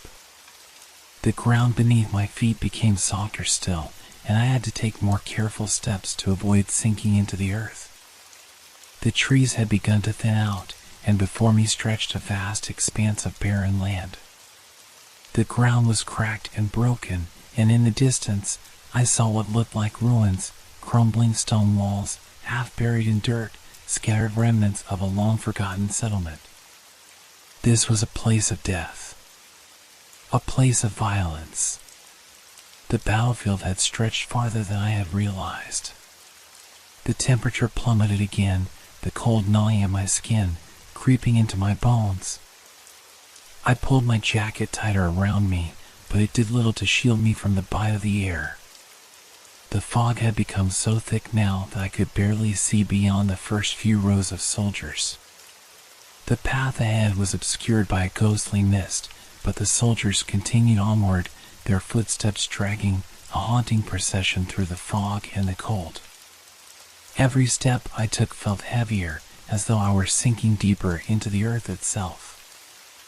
I wanted to stop, to turn back, but the pull to follow the soldiers was too strong. The figure at the front, the leader, he had been the one to appear to me first, to lead me here. And though I couldn't understand it, I knew I had to keep going.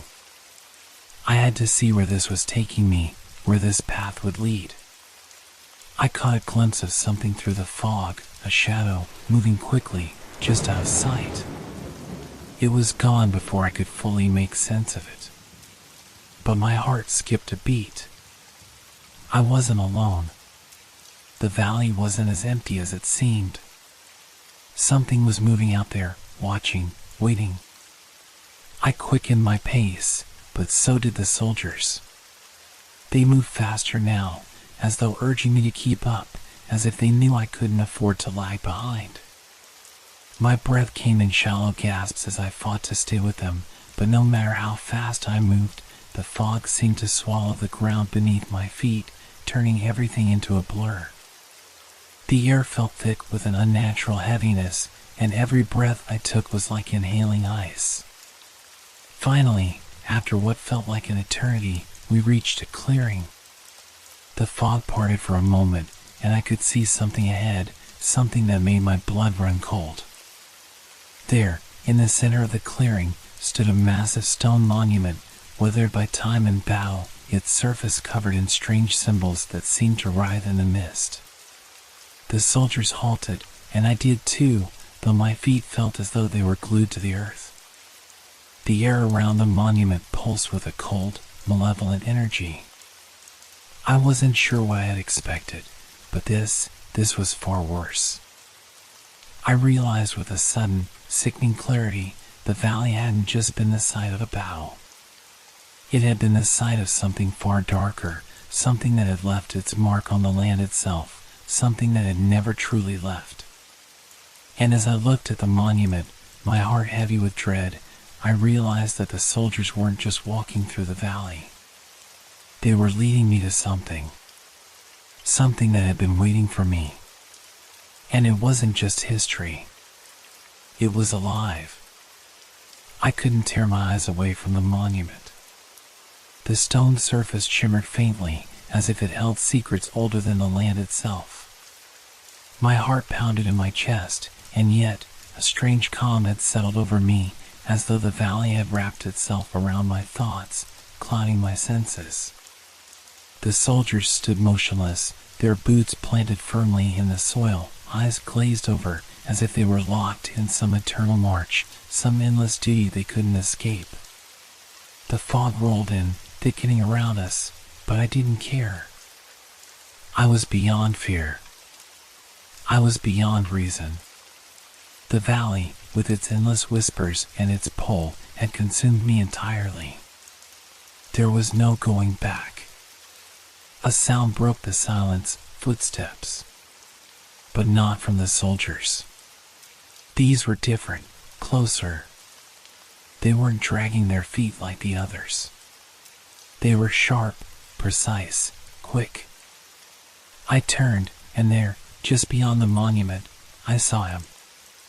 A soldier, his uniform slightly different from the others, cleaner, more intact, though still weathered by time. He stood alone, staring straight ahead, his face hidden in the shadow of his helmet, his posture rigid, as though frozen mid-step. He didn't move, didn't acknowledge my presence. He simply stood. And then I saw another. And another.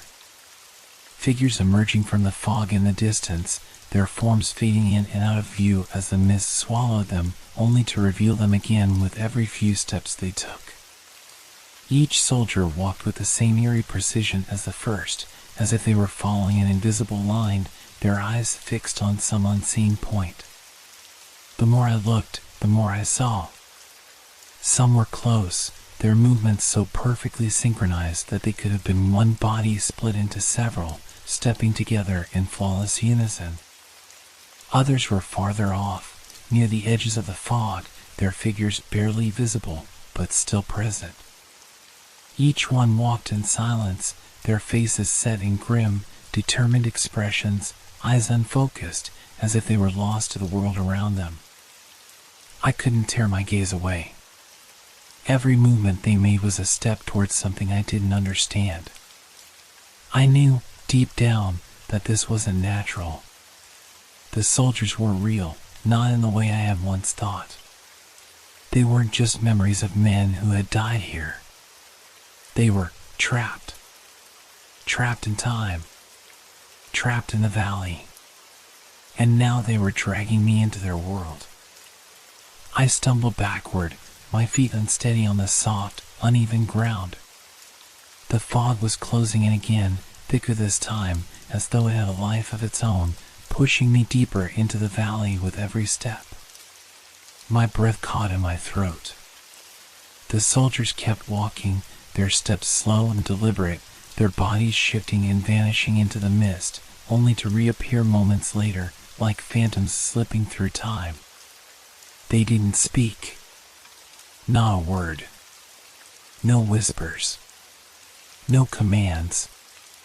Just the steady rhythm of their footsteps, punctuated by the occasional shift of a boot against the dirt.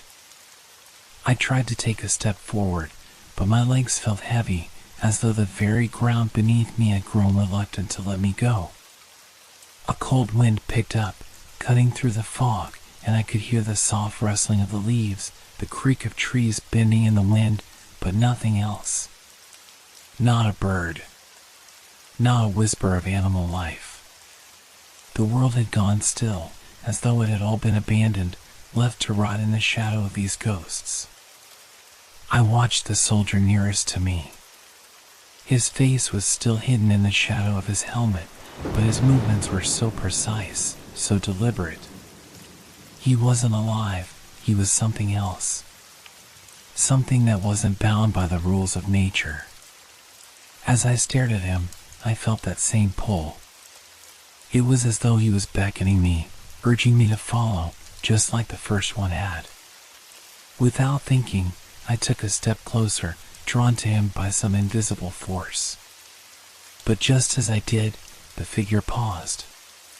He turned his head, just slightly, enough that I could see his profile, his face half lit by the faint glow of the moon. His eyes were hollow, empty. Dark pits that swallowed everything around them. A shiver ran down my spine. His eyes met mine, and in that brief moment, everything around me went silent. The fog, the soldiers, the wind, everything froze. It felt as if time itself had come to a standstill. The air thickened, pressing down on me with unbearable weight. My heart hammered in my chest, and yet I couldn't move. Couldn't speak. I was locked in place, staring into those empty eyes. Then, just as quickly as the silence had fallen, the spell broke. The soldier turned away, resuming his march, disappearing into the fog, blending with the others as they walked on, one after the other, in perfect, eerie harmony. I blinked, trying to shake off the feeling of being caught in their trance. But when I looked around, the clearing had changed. The soldiers had scattered. Some had moved farther into the mist, while others had lingered, moving in different directions. The air was growing colder, the fog thicker, and the temperature continued to drop. It was as if the valley itself was pulling me deeper into its embrace, urging me to follow the soldiers wherever they led. But then, as if by some unspoken rule, the first rays of sunlight began to break through the fog. The soldiers, who had been walking in perfect silence just moments ago, now seemed to fade, their forms dissolving into the morning light like ghosts returning to the afterlife. One by one, they disappeared. Their figures melted into the mist, vanishing without a trace, leaving nothing behind but the cold emptiness of the valley. I stood there, frozen, trying to understand what I had just witnessed. The soldiers were gone. The fog was lifting, the sunlight breaking through, but the eerie stillness of the valley remained. It felt wrong. It felt unfinished. And yet, deep down, I knew something had shifted. Something had changed. As the last figure vanished, I stood alone, surrounded by the eerie quiet of the valley. The wind had picked up again, and the first birds were beginning to sing in the distance, but the air still felt heavy, as though it were holding its breath, waiting for something. I wasn't sure how much longer I could stay here. My legs felt weak, my mind overwhelmed by what I had seen, but I couldn't leave, not yet. I needed to understand. I needed to know what this place was, and why the soldiers had appeared to me. But most of all, I needed to understand why I hadn't been able to look away. Why the valley had called to me, pulling me deeper into its heart. I began to walk again, slower this time, my mind racing with questions. I had no answers, but I couldn't help but feel that the worst was yet to come. The sun had barely set when I made my decision. The shadows stretched long across the valley, and the air felt like it was holding its breath in anticipation of the night. The fog had returned, creeping slowly over the ground, and with it, a chilling silence. But this time, I wasn't going to run. I wasn't going to let the valley consume me without understanding what I had been drawn into. I had to know. The events of the previous night still haunted me, images of the soldiers, their movements so deliberate, their faces frozen in time, their presence both unsettling and commanding. The valley had felt like a place caught between worlds, a place where time did not behave the way it should. The soldiers had vanished at dawn, as if they never existed at all. But the feeling lingered, thick in the air, and I couldn't shake the certainty that something had been left unfinished. Something had been waiting for me. I set up camp once again at the edge of the valley, though I could hardly call it camping anymore. The fire crackled weakly in front of me, casting flickering shadows that danced across the ground, but I paid it little mind. I had become more determined, more obsessed with understanding the figures I had seen, those silent, haunting soldiers. My mind raced as I mulled over everything I had witnessed, the soldiers walking through the fog, vanishing with the light of dawn, and the unnatural way the valley had felt as though it was alive, as if it was aware of my every move. The sky above deepened into twilight, and I could feel the temperature dropping again. A cold breeze stirred the leaves, and the hairs on the back of my neck stood up. There was something wrong about this place, something ancient and unknowable. But I had to stay. I had to find out what it was, no matter the cost. As darkness settled over the valley, I set my pack aside and crouched by the edge of the clearing, just beyond the reach of the firelight. The fog was already thickening again, swirling around me like a living thing, and the trees seemed to close in, their twisted branches reaching out like the fingers of some unseen creature. I listened. The valley was quiet, eerily so. No animals, no insects. Just the wind and the soft rustling of leaves in the distance. The silence felt suffocating, like the valley itself was holding its breath, waiting. And then, just as I had hoped, just as I had feared, I saw them. Figures materializing through the mist, walking in perfect synchrony, their movements slow but steady. They appeared one by one, each stepping into the clearing like shadows given form, walking in the same direction, as though they were part of some great, unspoken procession.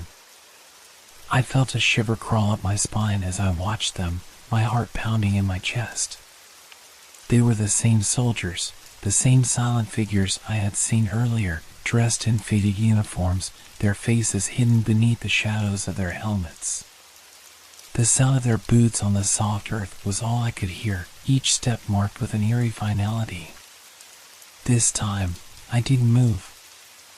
I stayed where I was, hidden just out of sight but close enough to observe them. The figures passed by the edge of my camp, walking past the fire's glow, their shadows flickering like wraiths in the orange light. They didn't look at me. They didn't even seem to notice the fire.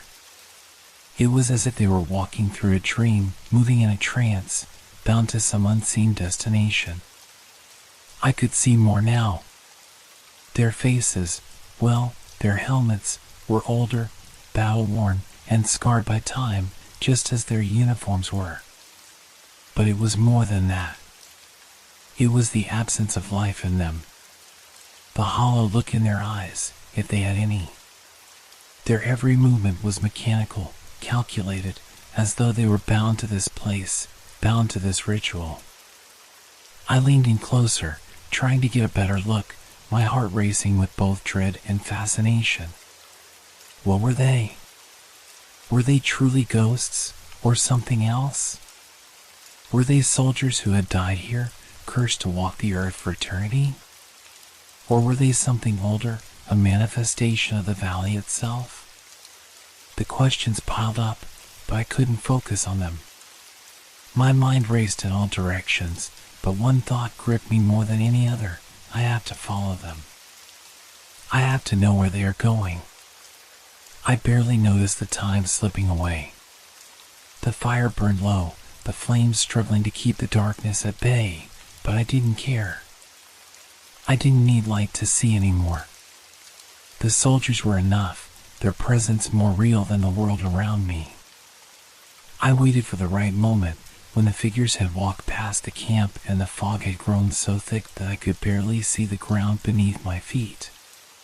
It was then that I rose from my crouched position, my legs stiff from remaining so still for so long. My breath caught in my throat as I stepped forward, careful not to disturb the ground too much. Every footfall seemed loud in the quiet, but the soldiers did not turn.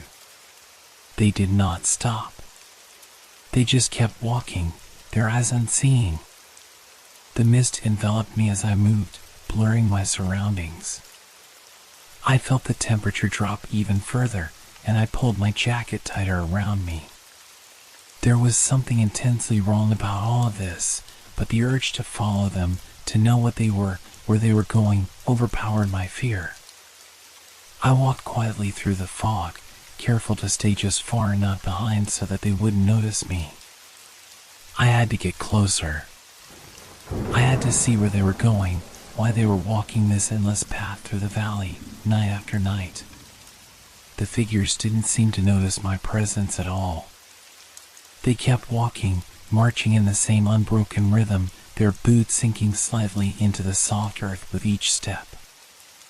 I followed them deeper into the fog, further away from my camp and the fleeting warmth of the fire. The silence was unnerving, but I pushed it down.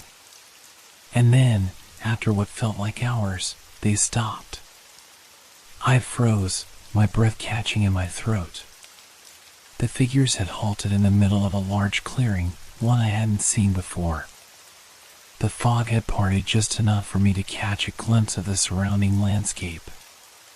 In the distance, I could make out the shadow of the stone monument again, the one I had seen earlier. But it was different now. It looked more alive, more imposing. The soldiers turned, still silent, and began to walk toward it. I took a step forward, my feet sinking into the wet earth.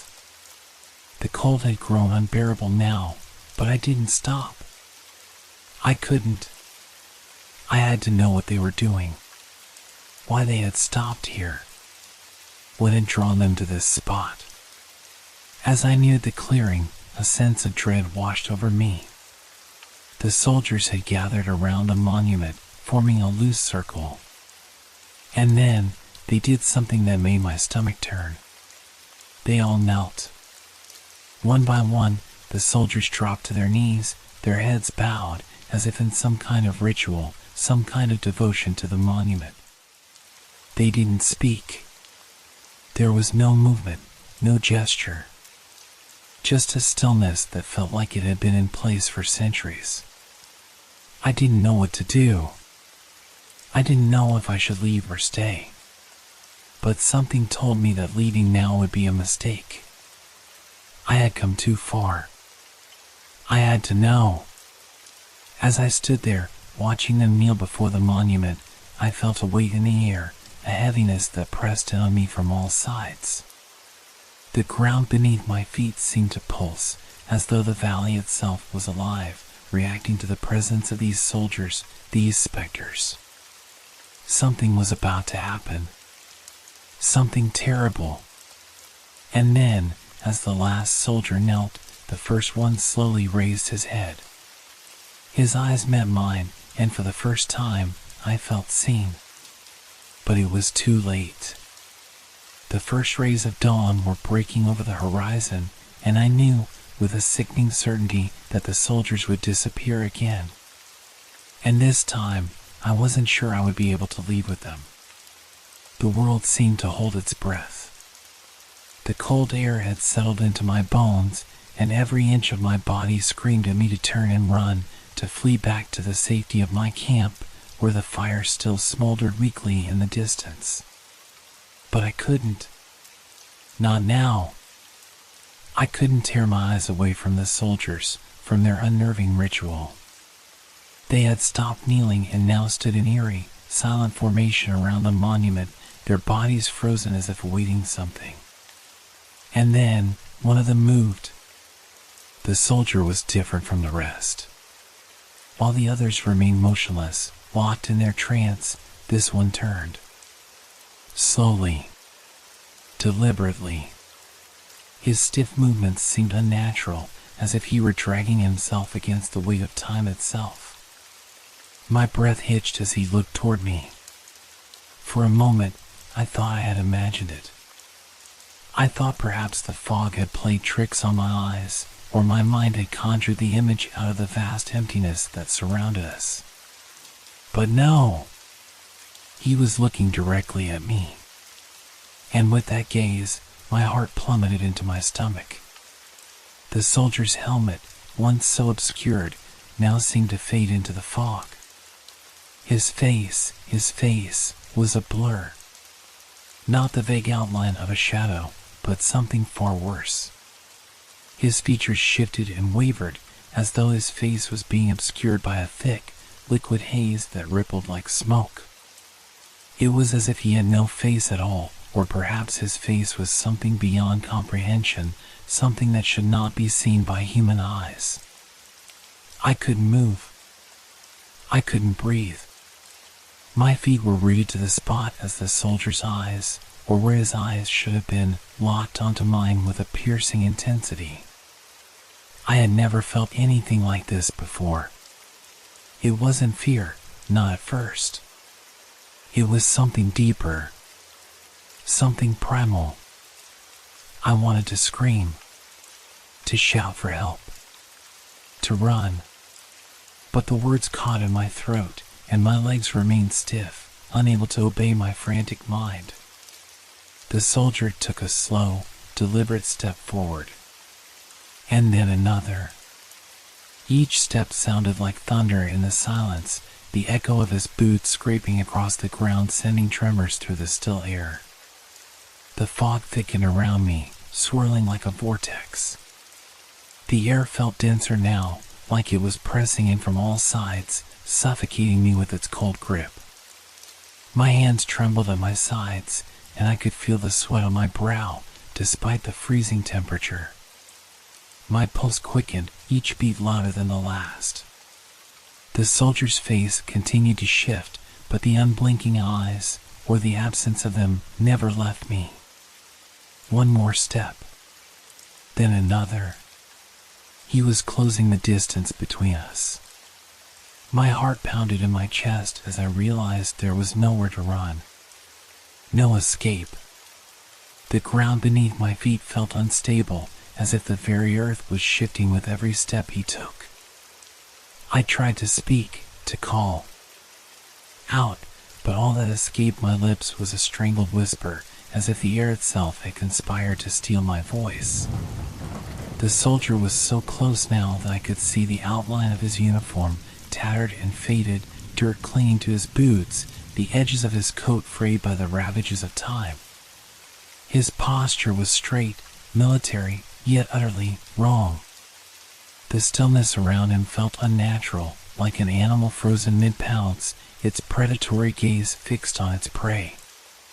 He stopped, just a few feet away. The distance between us seemed impossibly small now, as if time had collapsed itself, folding us into the same moment.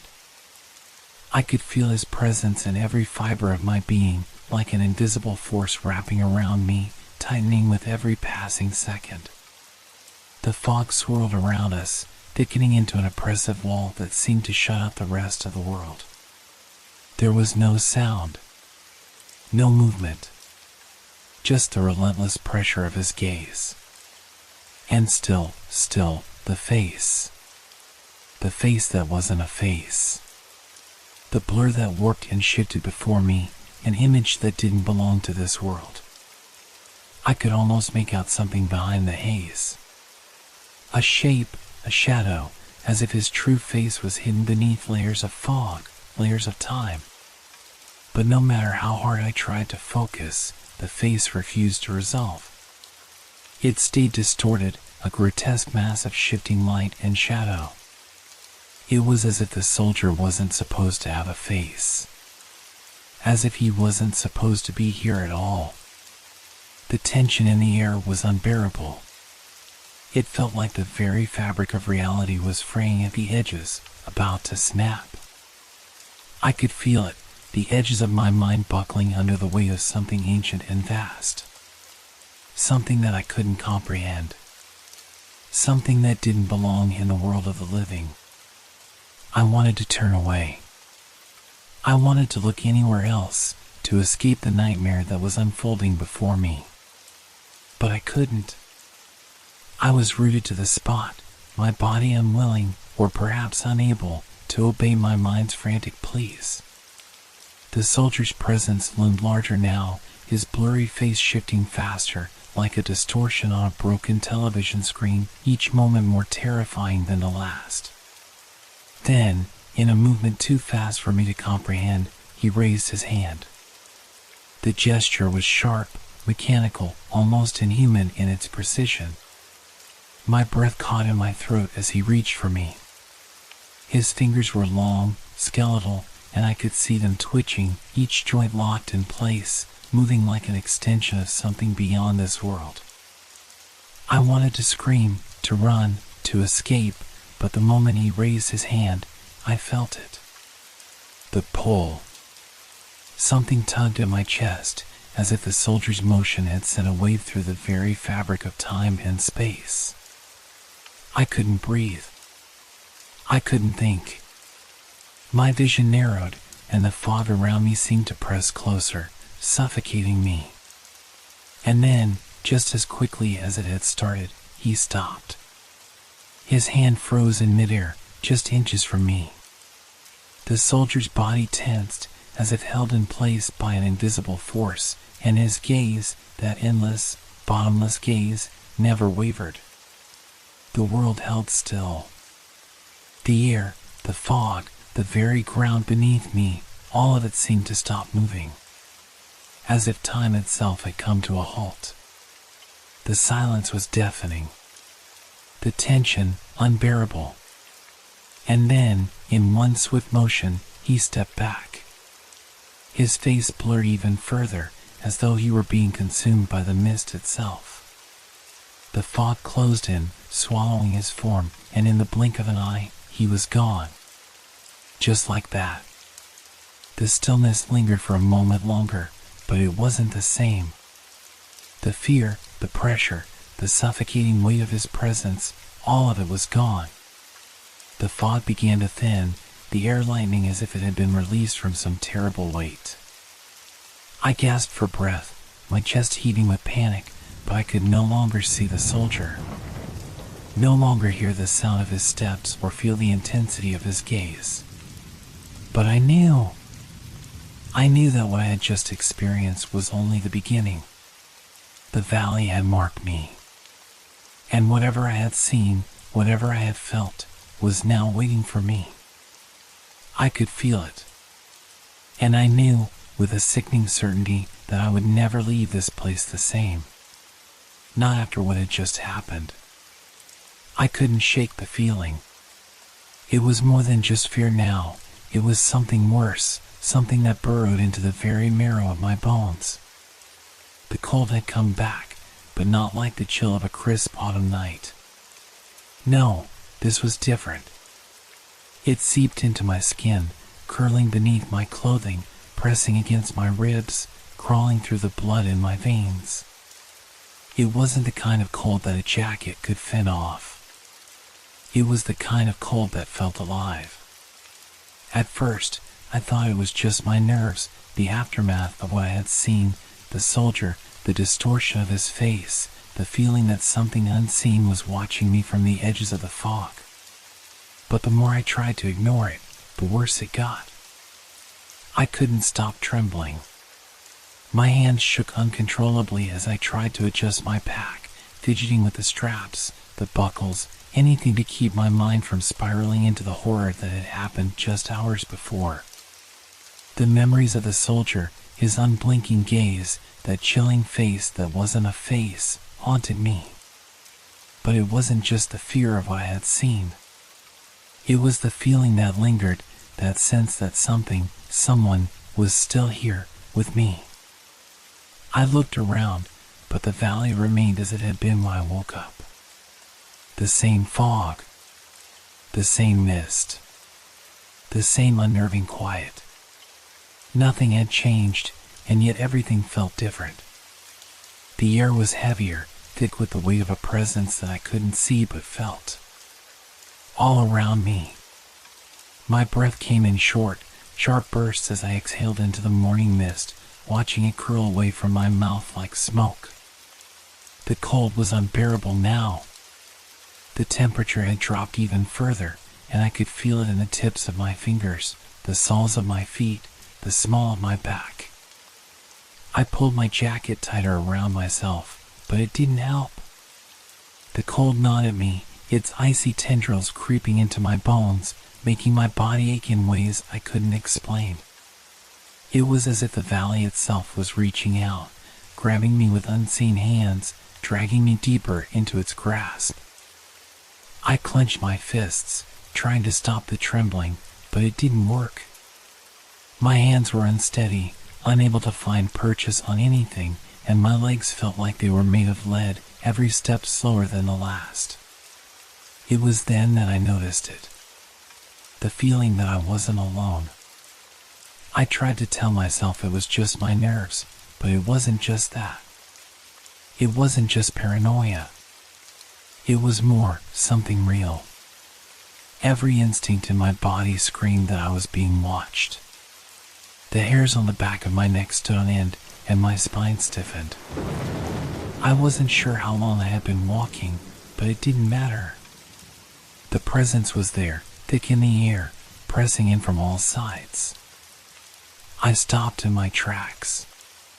My breath came out in ragged gasps as I looked around, heart hammering in my chest. The fog had closed in once again, swirling like some malevolent spirit, wrapping itself around the valley in a choking embrace. But there was no one. No sign of the soldiers. No movement in the distance. And yet, I could feel them. My mind spun. I tried to convince myself it was just my imagination, that it was the after effects of everything I witnessed.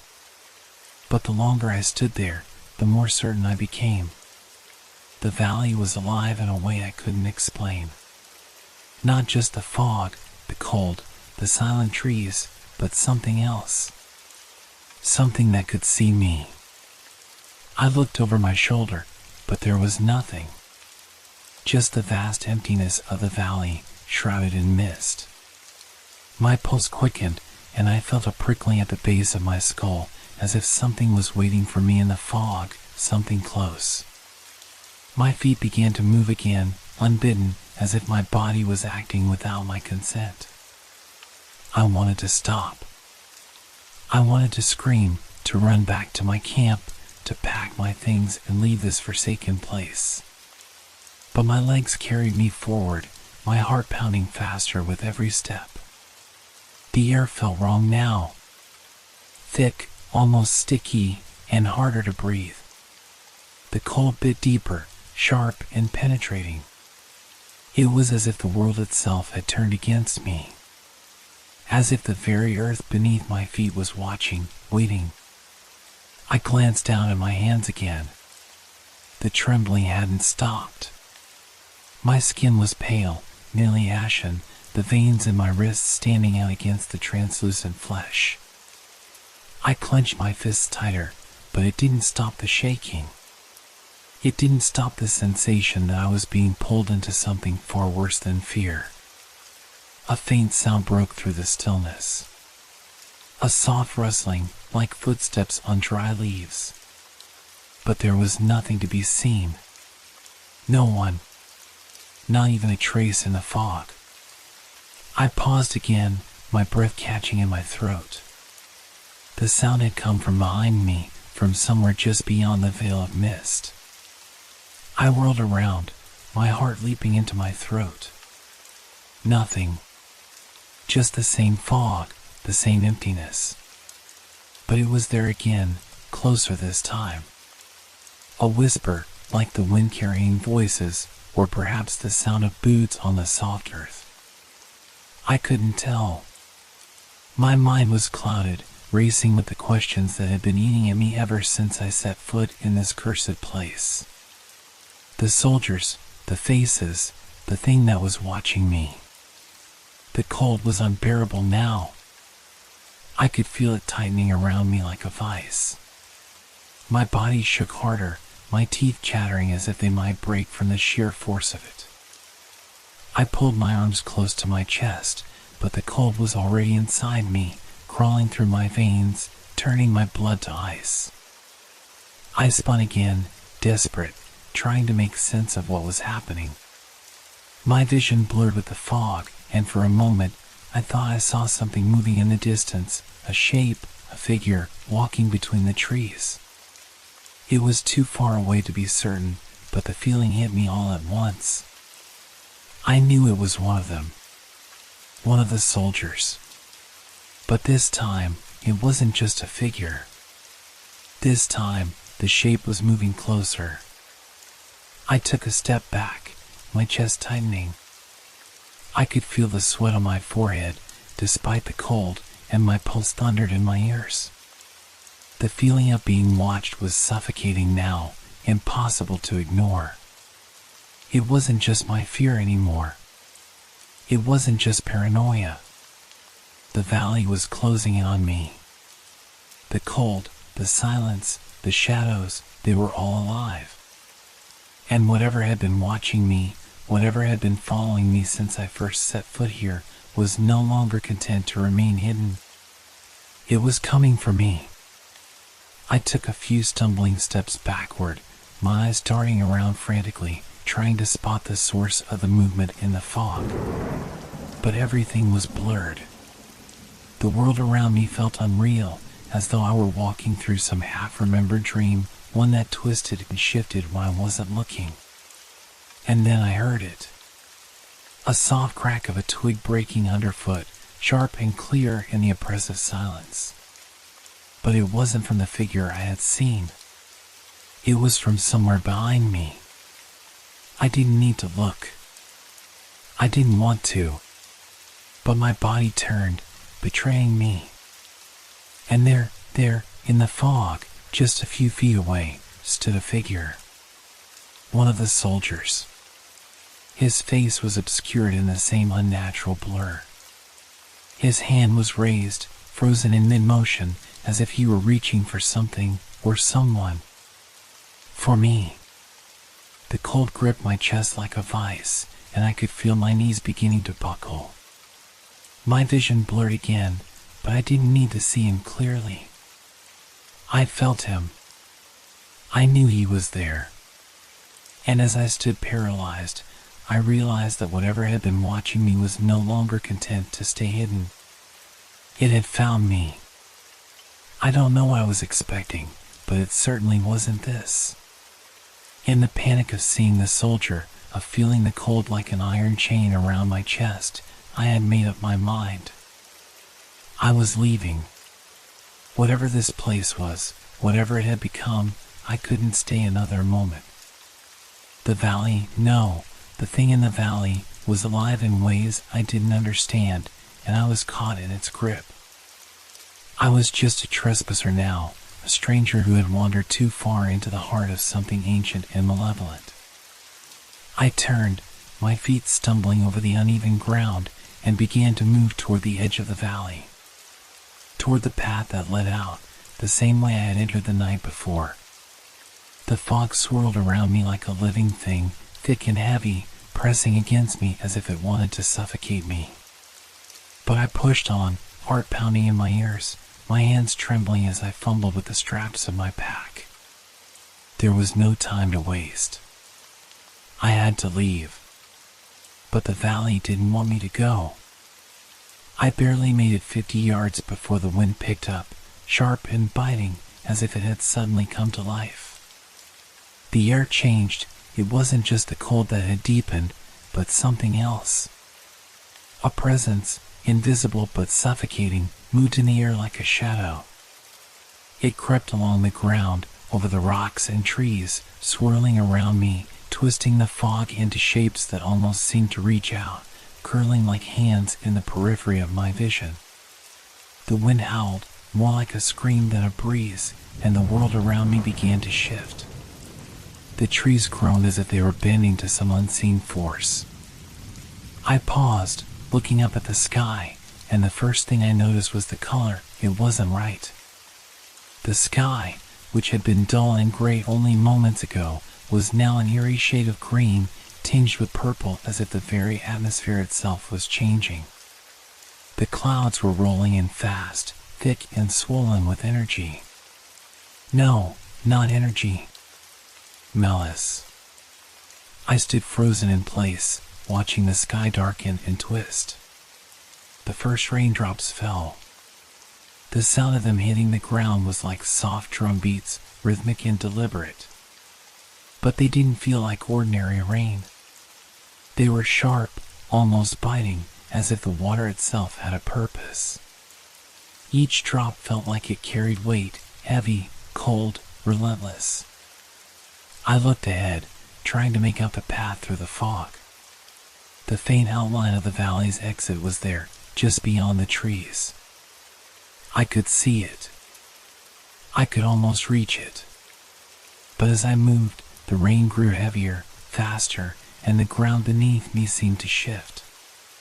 It became softer, like mud, as though the earth itself were changing beneath my feet. The path that had been clear before was now completely obscured by the mist, the once familiar terrain twisting into something unrecognizable. I tried to push forward, but the fog thickened, swallowing everything around me. My breath caught in my throat, and for a moment, I thought I had made a wrong turn. But no, I knew this place. I had walked this path only hours ago. It should have been simple to retrace my steps, but now it felt like the valley was bending around me, distorting everything in its grasp. I stopped again, turning in a full circle, trying to catch any sign of the path that should have led me out. But there was nothing. No landmarks. No guiding points. Only the fog that pressed closer, as though the valley was closing in on me, locking me in. Then the storm hit. A gust of wind slammed into me with such force that I almost lost my balance. The trees bent under its fury, their branches whipping like arms reaching for me. And the rain, it wasn't just water now. It was like ice, stinging as it pelted my skin, and the drops fell faster, louder, a relentless torrent that drowned out everything else. I started running. I didn't care that I couldn't see anymore, that I couldn't breathe without choking on the fog and the stinging rain. I just needed to get out. My legs burned with the effort, but I pushed forward, sprinting blindly through the fog, fighting against the wind that seemed to push back at me with every step. The air was heavy with the scent of earth and decay, like the valley itself was alive, its very breath a suffocating force that pulled me deeper into its clutches. But the path, the exit, it didn't get any closer. I stumbled, falling hard onto the ground, my hands scraping against the wet earth. I looked up, gasping, and I swear I saw it. The edges of the fog twisted again, and in that swirling mist, I could see shapes. Figures. Shadows. They weren't human, but I could feel them, closing in around me, their presence suffocating, like unseen eyes watching from every corner. I scrambled to my feet, but as I did, someone, gripped me from behind. I froze, the panic clawing at my throat. A hand, cold, unyielding, wrapped around my arm, pulling me back. I tried to scream, but my voice was drowned out by the storm, by the howling wind, and the sound of something moving in the mist. The hand that gripped me wasn't human. It felt like bone, like the fingers of something dead and long forgotten. I spun around, tearing myself free, and I caught a glimpse of a figure, one of the soldiers, its form barely visible through the haze. The soldier's blurry face, the distortion, was all I saw before the fog swallowed him up again. The force that had gripped me loosened, but my body felt paralyzed, like I was stuck in some horrible dream. The air was thick, suffocating, pressing in on me from all sides. And then, as if the valley itself had heard my cry for release, the wind shifted. The storm intensified, the trees swaying violently in the gusts, their roots fighting to stay planted. The ground beneath me seemed to pulse, as if the earth itself was alive, shifting beneath my feet. I stumbled backward, unable to make sense of anything anymore, my mind racing in panic. The valley wasn't just a place. It wasn't just an area on a map. It was something alive. Something that wanted to keep me here. And as I turned again, I realized it. I wasn't getting out. No matter how hard I tried, no matter how fast I ran, I couldn't escape. The valley had made sure of that. It was no longer just the soldiers. It was the land itself, trapping me in its cold, suffocating grip. Every step I took was met with resistance. The more I fought to escape, the more the valley itself seemed to bend, shifting, changing, reforming its boundaries to keep me in. I wasn't a visitor anymore. I wasn't a trespasser. I was part of it. And the valley would never let me go. The storm raged on, its fury increasing as though the valley itself were rising up against me. My body was numb from the cold, my clothes soaked through, but it wasn't just the storm that gnawed at my sanity now. There was something else, something pulling at me, dragging me deeper into the valley's heart. I was lost, both physically and mentally, drowning in a fog of confusion and dread. In my frantic search for a way out, I stumbled across something something that shouldn't have been there.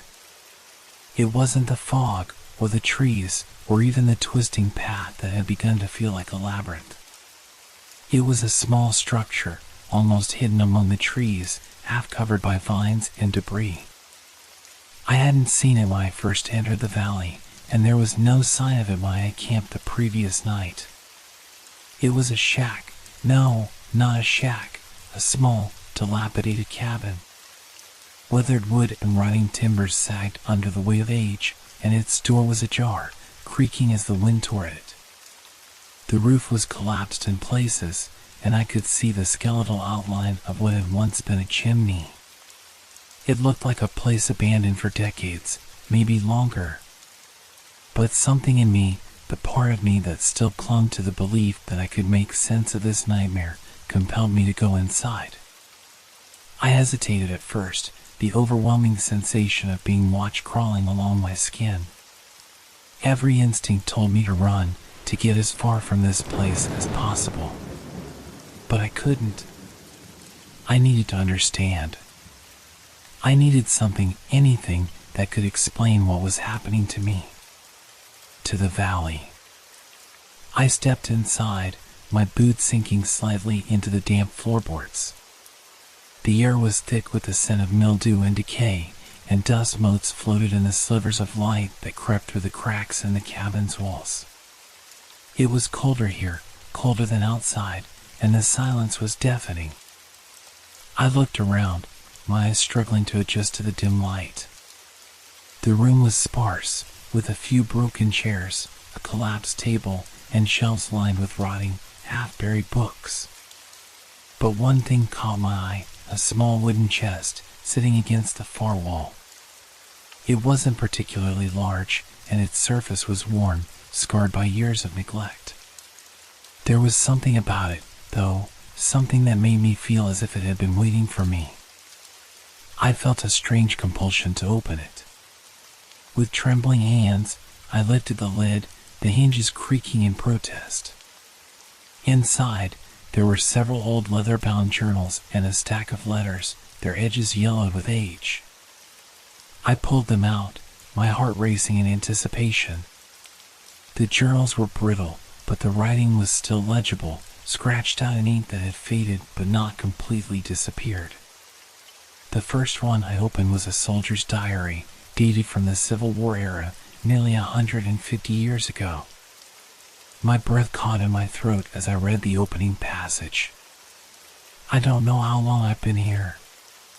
I don't know if I'm still in the world of the living or if I've already passed on. The battle rages on, but the men are gone. What we saw that night, I cannot speak of aloud.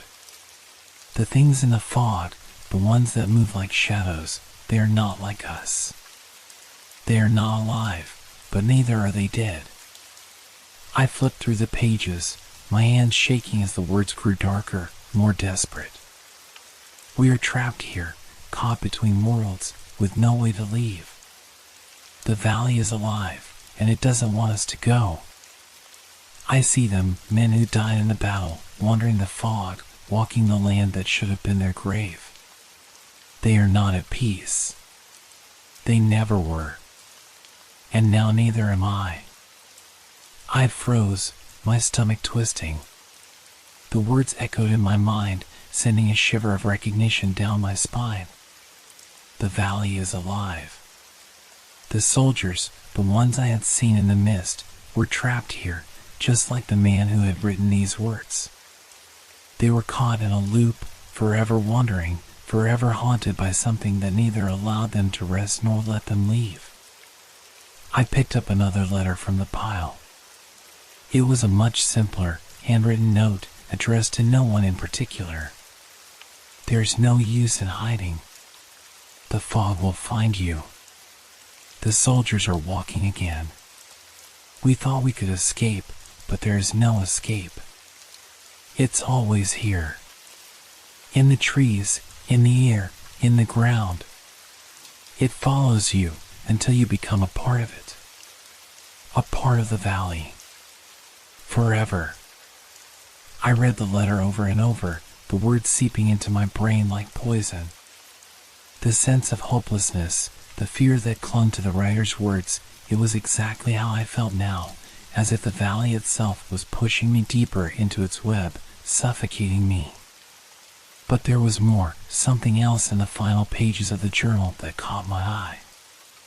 A drawing, hastily sketched in charcoal.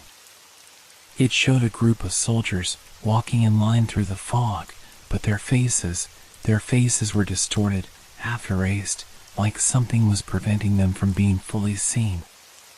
In the background, there was a dark, swirling shape, something too massive to comprehend, something that seemed to be watching, pulling, waiting.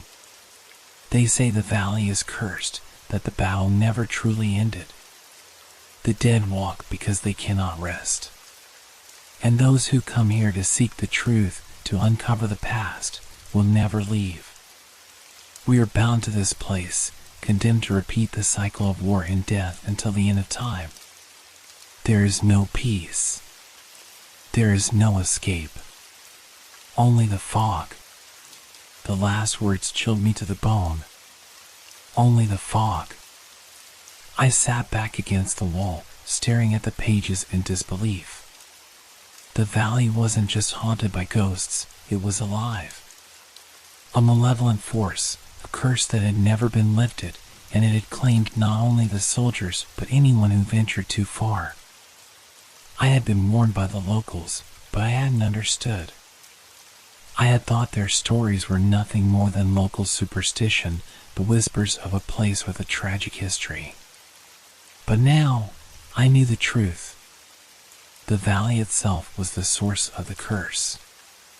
It was the reason the soldiers wandered in the mist, never able to find peace. It was the reason the land felt wrong, the reason I felt trapped. It wasn't a random collection of haunted spirits, it was a force that wanted to keep us here, to drag us down into the same endless cycle of fear and torment that had trapped so many before. I wanted to scream, to throw the letters down and run, but I couldn't. The fog pressed in tighter now, and the sounds outside, the whispers, the distant footsteps, were growing louder. The valley had claimed its next victim, and there was nothing I could do to escape. I stared at the letters and the journals, the world around me growing indistinct as my mind tried to make sense of what I had just read. The storm outside howled like a beast in pain, its cry creeping under the door and rattling the walls, but it felt distant now, like I was hearing it from somewhere far away. I couldn't focus on anything.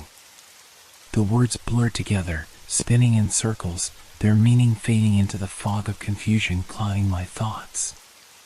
Had I read it all right? Had I understood what these men had written? The curse. The soldiers. The valley that was alive. My eyes darted across the room, desperately searching for something familiar, something real. But everything felt wrong, out of place, like I had stepped off the edge of reality and was now standing in some twisted version of it, where nothing followed logic and every shadow was something waiting to pull me under.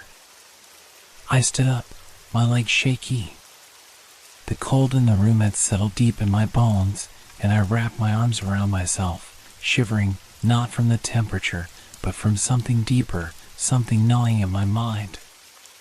The weight of the fog pressing in on me felt heavier now, like it was suffocating me, choking the air from my lungs. The letters and journals in my hands felt heavier too, like they were pulling me into their story, making me a part of it. I thought about the soldiers, the ones I had seen in the fog, their silent, endless march.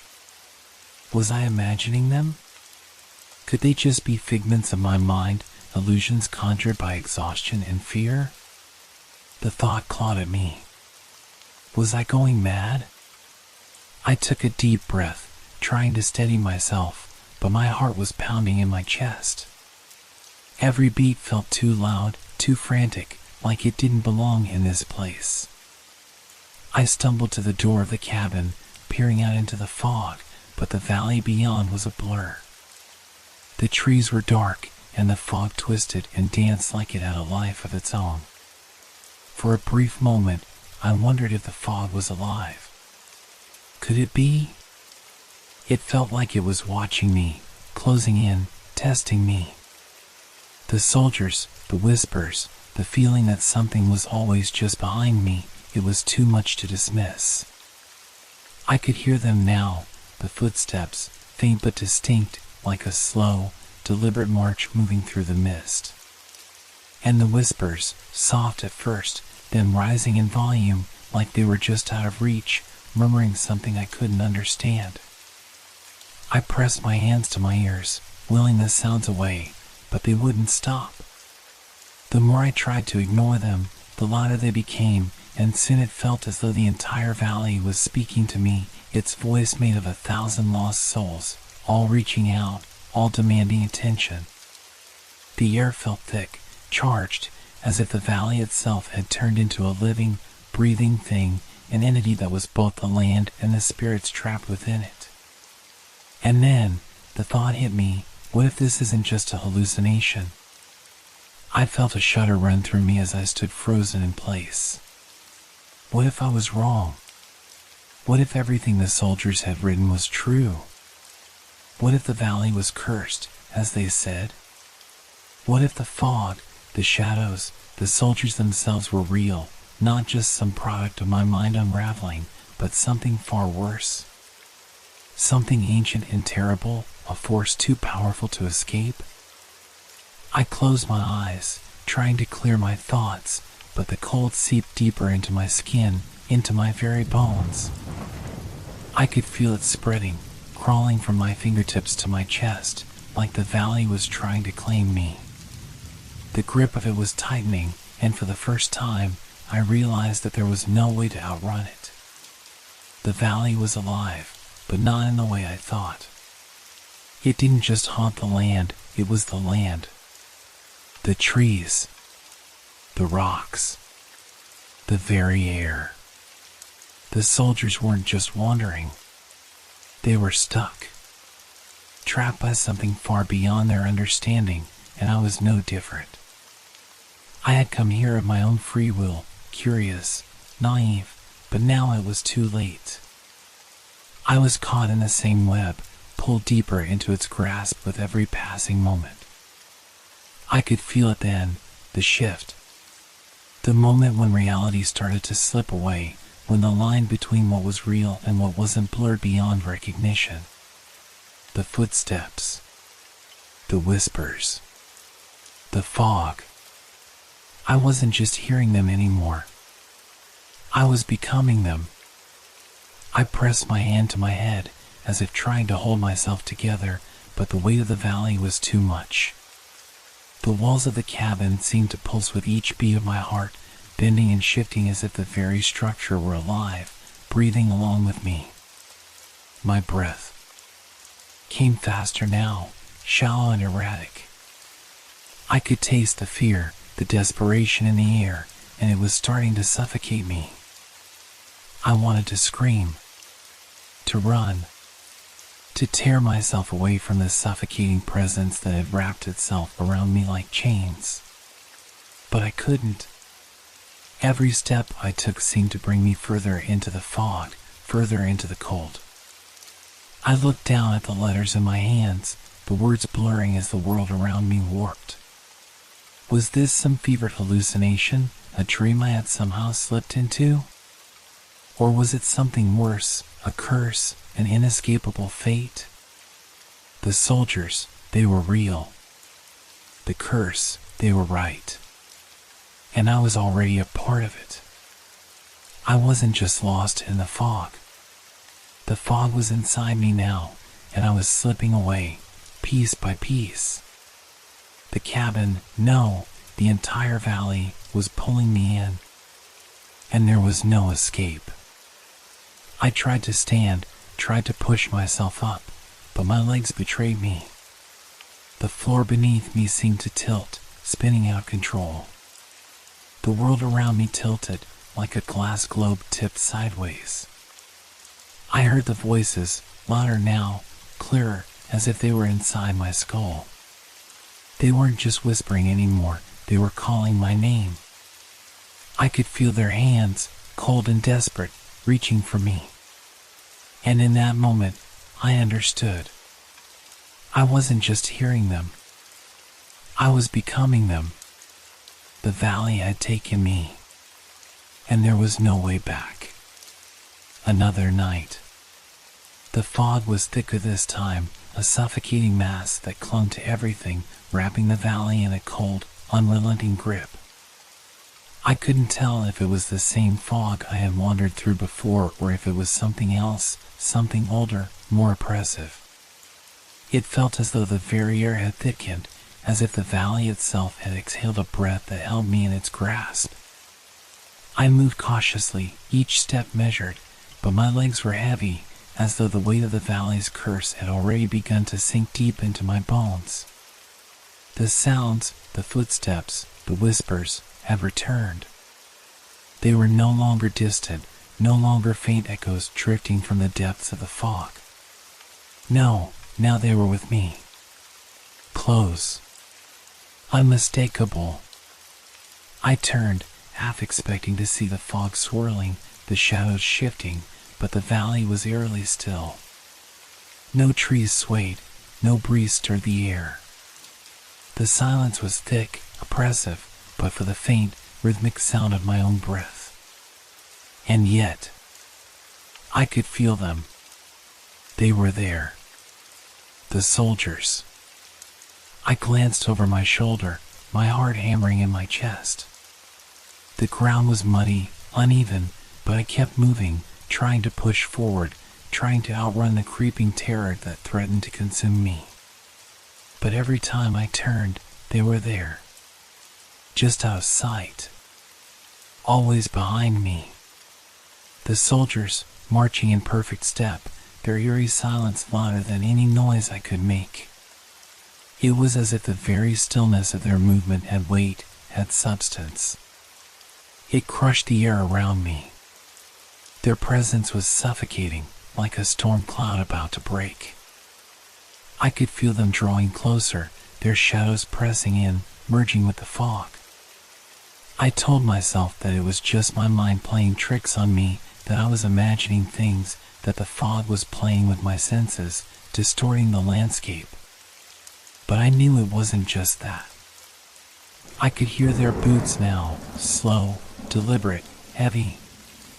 Each step seemed to reverberate in the air around me, not with sound, but with the force of their proximity. Their footsteps were not just noise, they were a physical presence, a weight on the ground. The rhythmic march was never broken, never faltering. And I knew they were watching me, always watching, always waiting. I turned again, my breath quickening, trying to see something, anything, but the fog swallowed everything. The world around me had narrowed to a tunnel of gray, where even the trees were reduced to shadowy silhouettes. The valley had become a prison, a claustrophobic cell made of mist and silent, spectral soldiers. I tried to walk faster, but my legs felt like lead, dragging me down. Each step felt like it was taking me deeper into a void, and still the footsteps followed. Closer. And closer. I could almost feel the air shift as they advanced, their presence pressing in from all sides. The panic rose in my chest, sharp and sudden. I had to get away. I had to do something. Anything. I broke into a run, my feet pounding the damp earth, my lungs burning with each breath. But the footsteps, they kept pace with me. Slowly at first, and then faster. It was as if they had been waiting for me to run, to give them the signal that this was more than just a fleeting hallucination. They were hunting me now. I dared to glance behind me, and for the first time, I saw them. There were only a few of them, but it felt like an army. They were tall, their forms ghostly, their uniforms ragged and worn with time. Their faces, if they had faces, were nothing but swirling shadows, blurring in and out of focus as they moved closer. The fog obscured their features, but I could feel their eyes. I could feel their eyes. They didn't speak. They didn't make a sound, except for the unyielding rhythm of their march, and yet their presence was louder than any voice, more deafening than the howling storm that continued to rage overhead. I stumbled, my foot catching on a root, and I fell hard to the ground. The cold mud splashed across my face, and for a moment I could taste the earth, the grit of the valley in my mouth. The air was thick with the stench of decay. It was as if the land itself was rotting, and I had just fallen into its deepest wound. I scrambled to my feet, panic clawing at my throat. The soldiers were closer now, too close, and I could feel the air shift around them as if their mere presence distorted the world. The fog swirled in patterns, as if drawn to them, and I realized with a sickening jolt that I wasn't running from them anymore. I was running with them. They had closed in around me. I spun in a circle, my vision spinning, heart racing. Their footsteps grew louder, echoing in my skull. It was all I could hear now, their march, their silent approach. My body shook from the cold, but it was not the chill of the night that froze me. It was the overwhelming certainty that I could not escape them. I could not outrun them. Not anymore. They were part of the valley. They were the valley. The soldiers, the curse, the fog, it was all one, a single entity, and it had me in its grasp. I had to do something. Anything. I ran again, forcing my legs to move, my heart pounding so loudly I could hardly hear the soldiers now. The air was so thick with fog that I could hardly see my own hands in front of me. But the footsteps, they were louder now. They were so close. They were almost on top of me. And then, suddenly, the sound stopped. The silence was deafening, and I froze. For a heartbeat, everything went still. The fog cleared just enough for me to see the shadowy outline of the soldiers standing ahead of me, just beyond my reach. Their stillness was worse than their march, worse than their footsteps. They were watching me like I was prey. I could feel their eyes. No, I could see their eyes now, though they had no faces, no features. But their gaze burned into me, colder than the valley, colder than the night. And then, with a suddenness that took my breath away, one of them took a step forward. The fog swirled around me, the world tilting as the ground shifted beneath my feet. It was no longer the valley I recognized. It was a place lost in time, a place where reality and nightmare collided. The soldiers, with their silent, cold presence, had consumed it all. And they had come for me. The air had grown thick with the scent of earth and decay. The fog was heavier than ever, swallowing the valley in its cold embrace, wrapping itself around me like a living thing. My breath came in ragged gasps, but I couldn't stop. I had to keep moving, keep looking. Something had changed inside me. The fog, the soldiers, the eerie silence that surrounded everything, it all felt like pieces of a puzzle I was meant to solve. But the more I searched, the more the puzzle seemed to slip from my grasp. The valley felt wrong, distorted. The trees loomed like dark sentinels, their branches twisted into grotesque shapes, and the earth beneath my feet seemed to shift as if it too were alive, subtly pulling me deeper into its grasp. I knew now that there was no escaping it, not without understanding what was truly happening here. I wandered further into the valley, my eyes scanning the ground, my fingers brushing against the cold stone and moss-covered remnants of what might have once been a battlefield. But now, it was something else, something older, something forgotten. That's when I found it. Half buried in the mud was a broken musket, its wooden stock cracked and worn, the metal barrel pitted with rust and age. I crouched down, running my fingers over the cold metal, the weight of history pressing into my palm. It felt heavy, as though it carried the burden of centuries. This wasn't just some old weapon, it was part of something far bigger. A sound, distant, faint, reached my ears. It was the same rhythm, the same slow march I had heard the night before. But it was different now. The soldiers were closer, their presence pressing in, making the air around me feel charged. I stood up quickly, my pulse quickening, my breath shallow. I had to keep moving. I glanced around, my eyes searching the fog, but there was nothing in sight. Just the ruins of a forgotten battle and the eerie echo of footsteps, as if the soldiers were waiting for me to understand something. I took a few more steps, my boots sinking into the soft earth, and that's when I saw it, a patch of something white caught on a low-hanging branch. I reached for it, brushing the fog away, revealing a torn piece of fabric, an old uniform, tattered and stained with something that looked like dried blood. My fingers traced the rough texture of the fabric, and as I did, I felt a shiver run down my spine. It was a soldier's uniform, but not just any soldier's uniform. The design, the faded colors, the insignia that barely clung to the fabric, it was from a time long past, from a war that had torn this country apart. The Civil War. The realization hit me like a punch to the gut, and I stumbled back, suddenly feeling like the ground beneath me was shifting again. The soldiers in the valley, they weren't just any soldiers. They were the ghosts of a battle that had never ended. I dropped to my knees, my hands trembling as I clutched the torn uniform. The bloodstains had long since faded into a rusty brown, but they were there.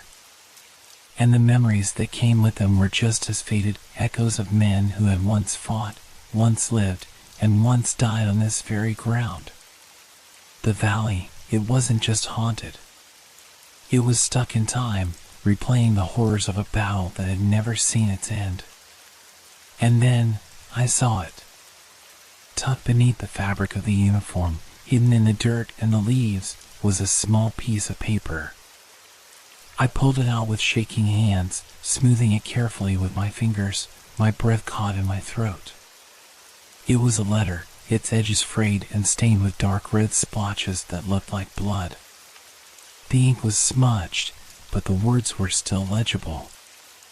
To my dearest Eliza, the battle rages on, and I fear it may be my last. The enemy is relentless, and the air smells of death. But I will not falter. I will fight until the end, until I can hold you in my arms again. Please, my love, do not fear. I will return. If I do not, know this, my heart is with you always. Alexander.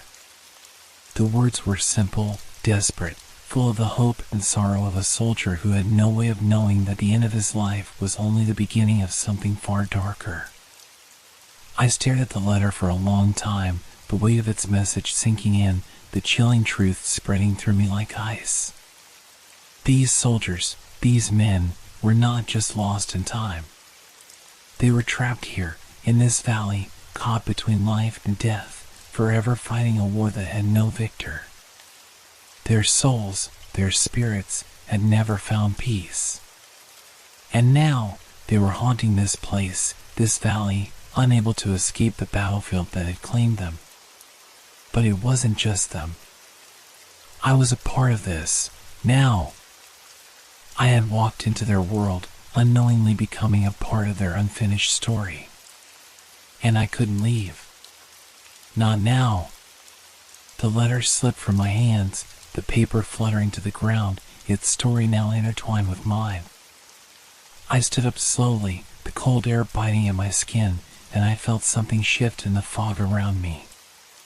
The soldiers were still there. Watching. Waiting. Their footsteps closer now, too close. And I understood, in that moment. The battle, the war, it had never ended.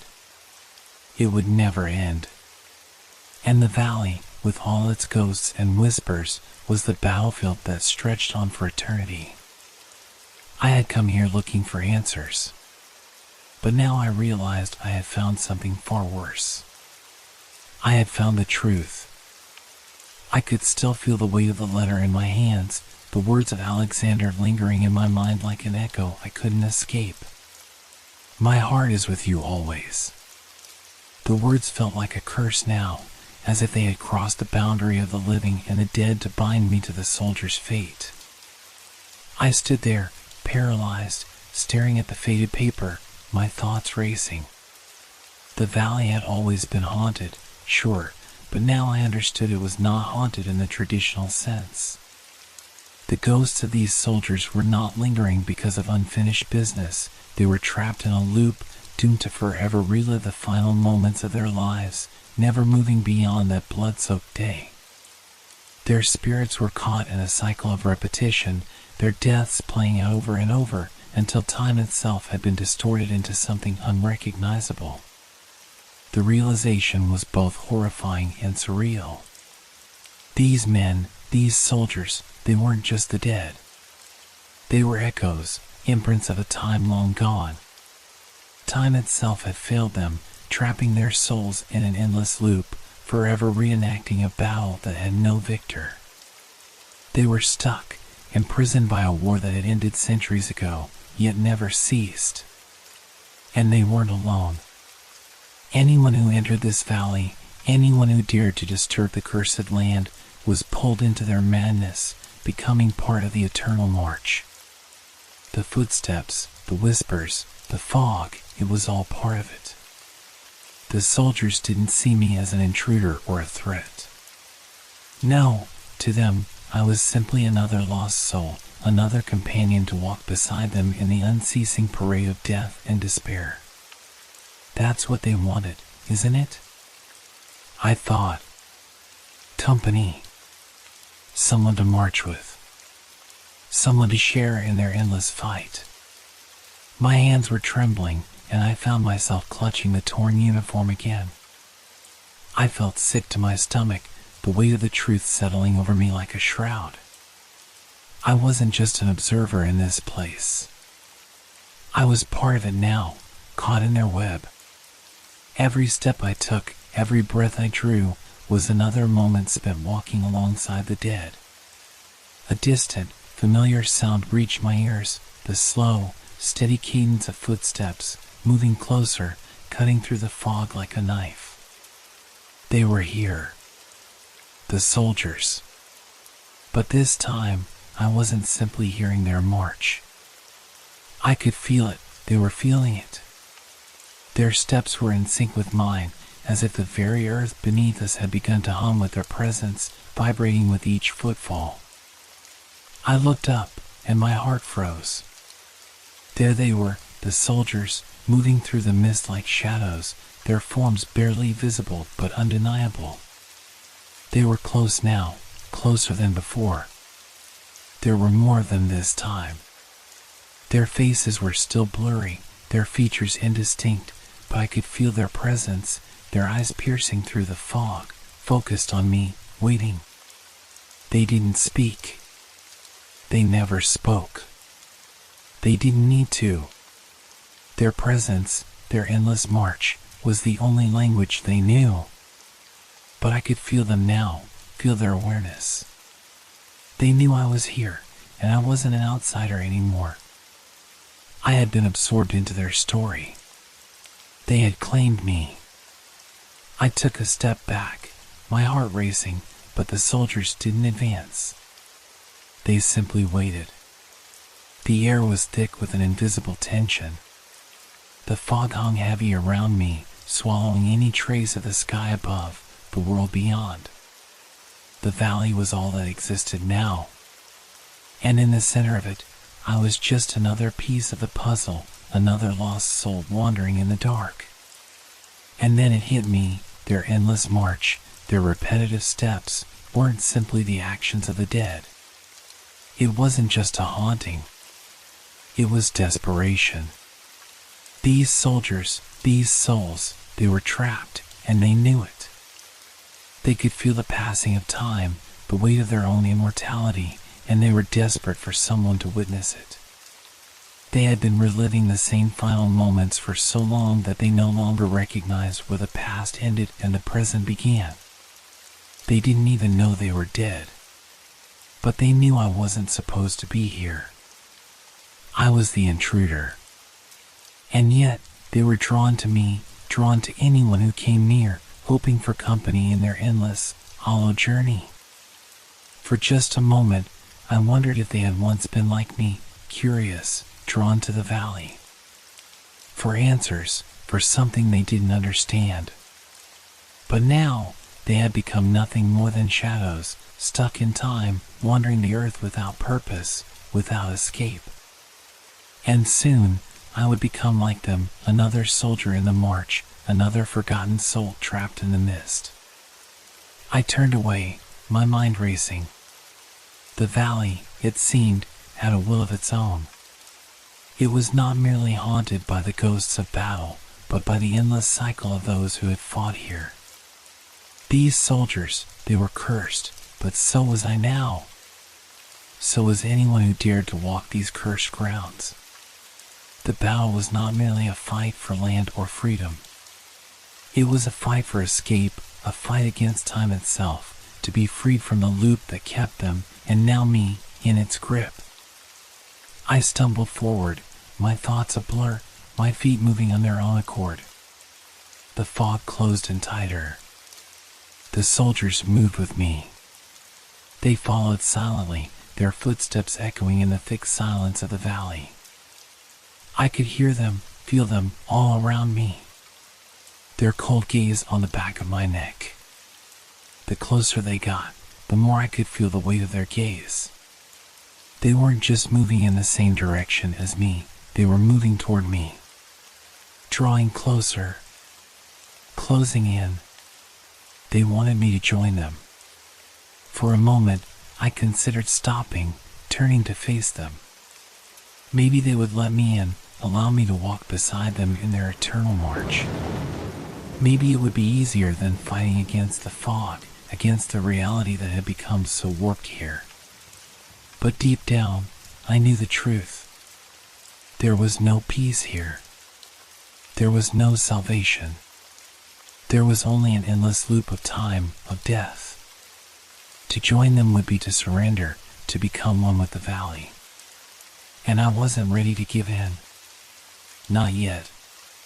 But the valley had other plans for me. It always did. The fog thickened again, swirling around my feet, closing in on me. The footsteps grew louder, faster. And the soldiers, they were closing in too. I couldn't outrun them. No one could. The fog grew thicker, curling around me like a living entity, pressing in from all sides. I could still hear the soldiers' footsteps, closer now, their silent march echoing in the hollow air. My breath was shallow, my heart pounding in my chest as I stumbled forward. But suddenly, something shifted. The world seemed to blur around me, the fog warping like liquid, bending in unnatural ways. The ground beneath me felt unstable, like I was walking on shifting sand, but it was more than that. It was as if the very fabric of reality was unraveling. The air grew cold, colder than before, as if a chill had seeped into my very bones. The silence was broken, not by footsteps, but by a different sound, distant and faint, yet unmistakable. The clash of metal. The shouts of men. The roar of gunfire. I froze, my heart stopping in my chest. The fog parted in front of me, and I found myself no longer standing in the present-day valley, but somewhere else, somewhere far older. The shift was instantaneous, an oppressive weight settled on my shoulders, and my surroundings transformed before my eyes. The familiar sight of the valley was gone. The trees, the fog, the ruins, replaced by a smoke-filled battlefield, the air thick with the stench of gunpowder and blood. My feet were no longer pressing into soft earth, but trudging through thick, sticky mud, each step heavier than the last. I looked down at myself, and my breath caught in my throat. I wasn't me anymore. I wasn't the tourist who had walked into the valley seeking answers. I was someone else. A soldier. The uniform was not one I recognized from my own time, but one of the soldiers I had seen in the fog. The faded gray of a Confederate uniform, worn and tattered from battle. The muskets were heavier in my hands, the weight of the rifle so real, so physical, it almost felt like it belonged to me. A distant explosion shook the ground, and a wave of heat hit my face. My ears rang with the deafening sound of cannon fire, and I could feel the ground trembling beneath me as men around me shouted, their voices indistinct, lost in the chaos. I wasn't just watching this battle, I was living it. For a brief moment, panic rose in my chest. My hands clenched around the rifle, and I felt the weight of fear and adrenaline surge within me. I could hear the orders being shouted, the cries of the wounded, and the thundering sound of hooves. There was no time to think, no time to question what was happening. All that mattered was survival. Then, as quickly as it had come, the vision vanished. The smoke, the fire, the sounds, they were gone, replaced by the familiar, silent fog of the valley. My heart was pounding, my breath coming in shallow gasps. I was back in the present, standing in the same spot I had been before. But it was no longer just fog that surrounded me. I was changed. My hands were shaking, and a dull ache throbbed in my chest, as if the fear, the exhaustion, the weight of battle had somehow been absorbed into me, seeping into my very soul. It wasn't just a vision. I had felt it. I had been there. The fog around me thickened again, and before I could take a breath, another vision surged into my mind. This time, I was on the front lines, crouching in the mud, my face smeared with dirt and sweat. The sound of gunfire and shouting grew louder, and I could feel the heat of the battle, the pain, the terror. My legs were unsteady, my knees trembling as I peered over the makeshift barricade. "Hold your ground," a voice shouted, its timbre familiar, yet distorted, as though it came from a place far away. I didn't have time to think. I just knew what to do. I lifted the rifle in my hands, aimed, and fired. The sound of the shot was deafening, and for a brief moment, I could see a man, a Union soldier, fall, his body crumpling to the ground, his face frozen in an expression of pain and surprise. The sight of his body on the ground hit me like a wave. I had killed him. The blood, the desperation, the realization that my hands had just taken another life was like a weight pressing down on my chest, suffocating me. But before I could process the horror, the vision shifted again, jerking me from one moment of chaos to another. The sounds of battle faded, replaced by the eerie, haunting silence of the valley once more. I was back. My hands were no longer holding a musket, but trembling, empty fists. I could feel my heart racing, my pulse thundering in my ears. The soldiers, they weren't just reliving their final moments in the battle, they were taking others with them. They were pulling me into their history, forcing me to experience what they had lived, what they had died for, over and over again. I stumbled backward, feeling sick to my stomach. Was this real? Was it just another part of the valley's curse? Or had I somehow crossed a line, becoming something more than just an observer in this madness? The answer was clear now. There was no escaping this place. The soldiers weren't just lost in time. They were trying to drag me with them. They needed me. They wanted someone to share their torment, to understand their pain, to march alongside them forever. And as I stumbled away, Each vision growing more intense, more desperate, I realized the true nature of the valley's curse. It wasn't just about being stuck in time. It was about being pulled into their time to live their lives, their battles, their deaths. To become part of their endless cycle. To share their pain. I could feel it, a deep hunger inside of me, as if the soldiers were reaching out through the fog, reaching for me, calling me to join them in their endless march. Their voices echoed in my mind, faint whispers of men who had died in anguish and fear, their lives torn apart by a war they could never escape. But I wasn't ready to let go. Not yet. Not when I had just begun to understand what this place truly was. I pushed forward, desperate to escape, but the fog seemed to close in tighter, the sounds of the battle still echoing in my ears. The soldiers were closer now, their ghostly forms hovering at the edges of my vision, waiting for me to falter. And somewhere in the distance, I heard the sound of a musket shot, my musket shot. A flash of light. A body falling. And then, nothing. Silence. The valley was waiting for me to become one of them. To take my place among the ghosts. But I wouldn't give in. Not yet. I would fight. I had to. I turned and ran, my footsteps lost in the fog. I ran, my heart pounding, my breath coming in desperate gasps. The fog closed in tighter, swirling around me like a living thing, and every step seemed heavier, as though the earth itself was pulling me back toward them, the soldiers, the ghosts, the curse of this valley. I didn't dare look back, but I could feel them, they were following me. Their presence wasn't just something I could sense, it was something I could feel. A weight in the air. An oppressive pressure, like 1,000 eyes trained on my every movement. They were closer now, closer than they had ever been, closing the distance with each panic breath I took. I had seen them before, ghostly, silent figures in the mist. But now, they weren't just distant shapes. They were all around me. Everywhere. My feet stumbled over the uneven ground, but I couldn't seem to escape.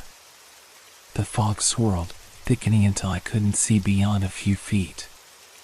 Then, suddenly, I was there. In the middle of it. In the heart of the valley. And I froze. All around me, the soldiers stood, motionless, frozen in place, like statues, their forms indistinct but unmistakable. They were everywhere. The once eerie silence was now filled with a heavy, suffocating presence. The very air felt thick with their energy, their restless souls trapped in the valley, just waiting. Watching. I was surrounded.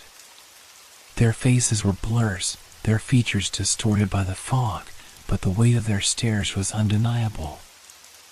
I could feel their eyes, eyes that had never truly left the battlefield. Their bodies were frozen in a moment of time, caught in mid-step, mid-turn, mid-breath, as though the world had simply paused around them, trapping them in an endless cycle. I didn't move.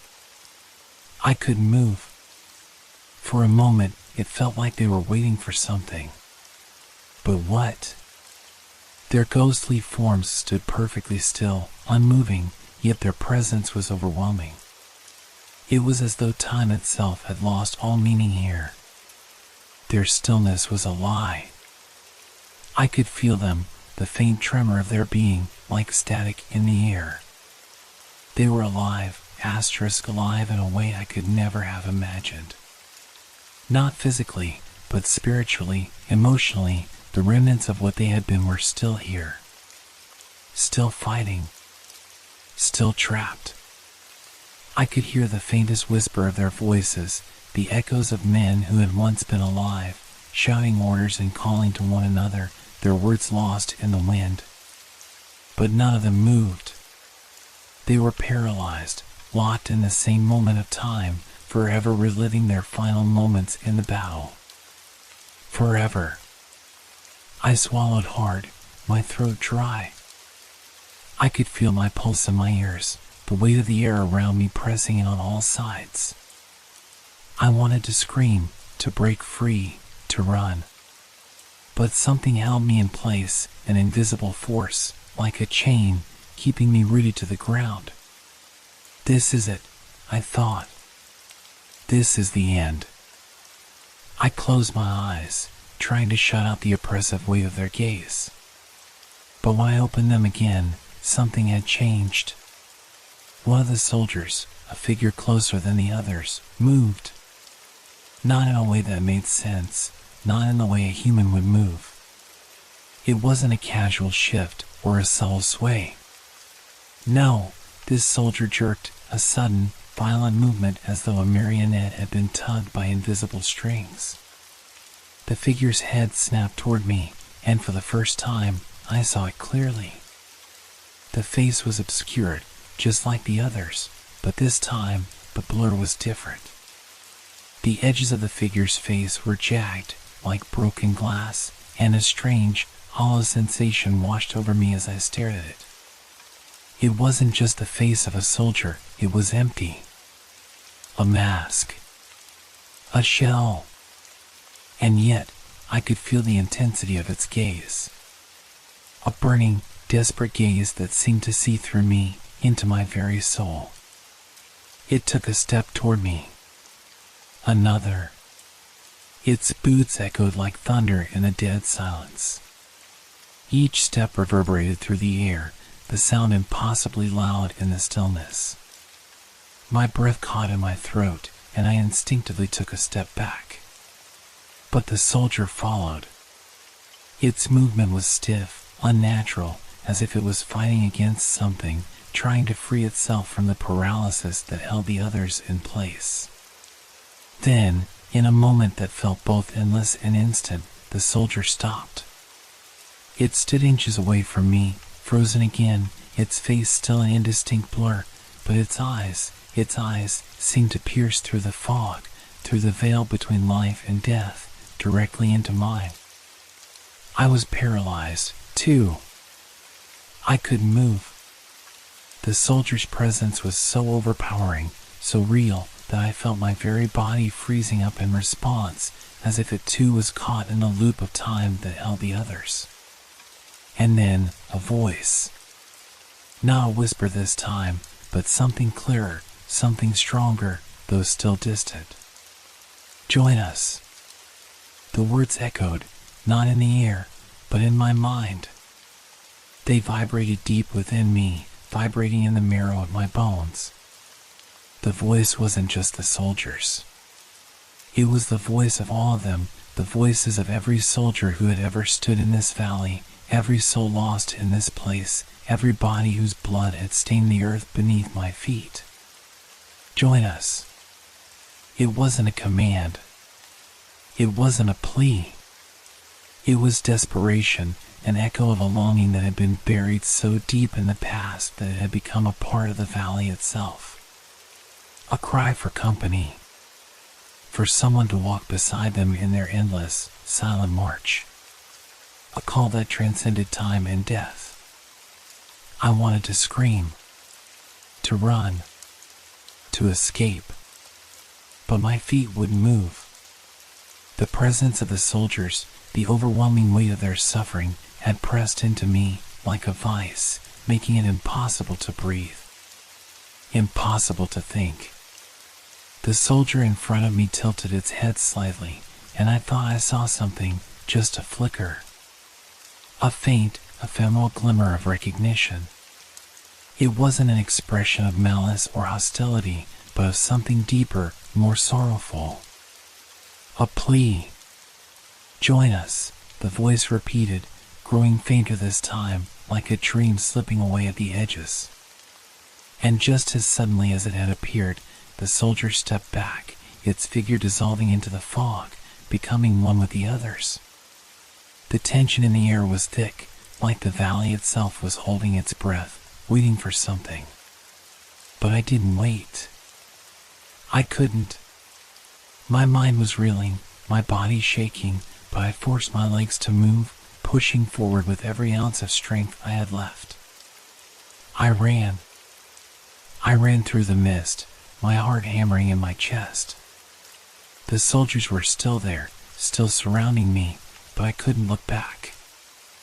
I couldn't let them pull me into their cycle. Not yet. Not until I understood. Not until I was ready to escape. But deep down, I knew the valley was never going to let me go. I ran, my legs heavy, my breath shallow, but I didn't care. I needed to escape. The valley was pressing on me from all sides, the thick fog swirling like a nightmare, the soldiers' presence still haunting the air, their cold eyes following my every step. My mind was a blur of fear and panic, and all I could think was to keep moving, away from them, away from the valley, away from the suffocating grip of time that seemed to have a hold on me.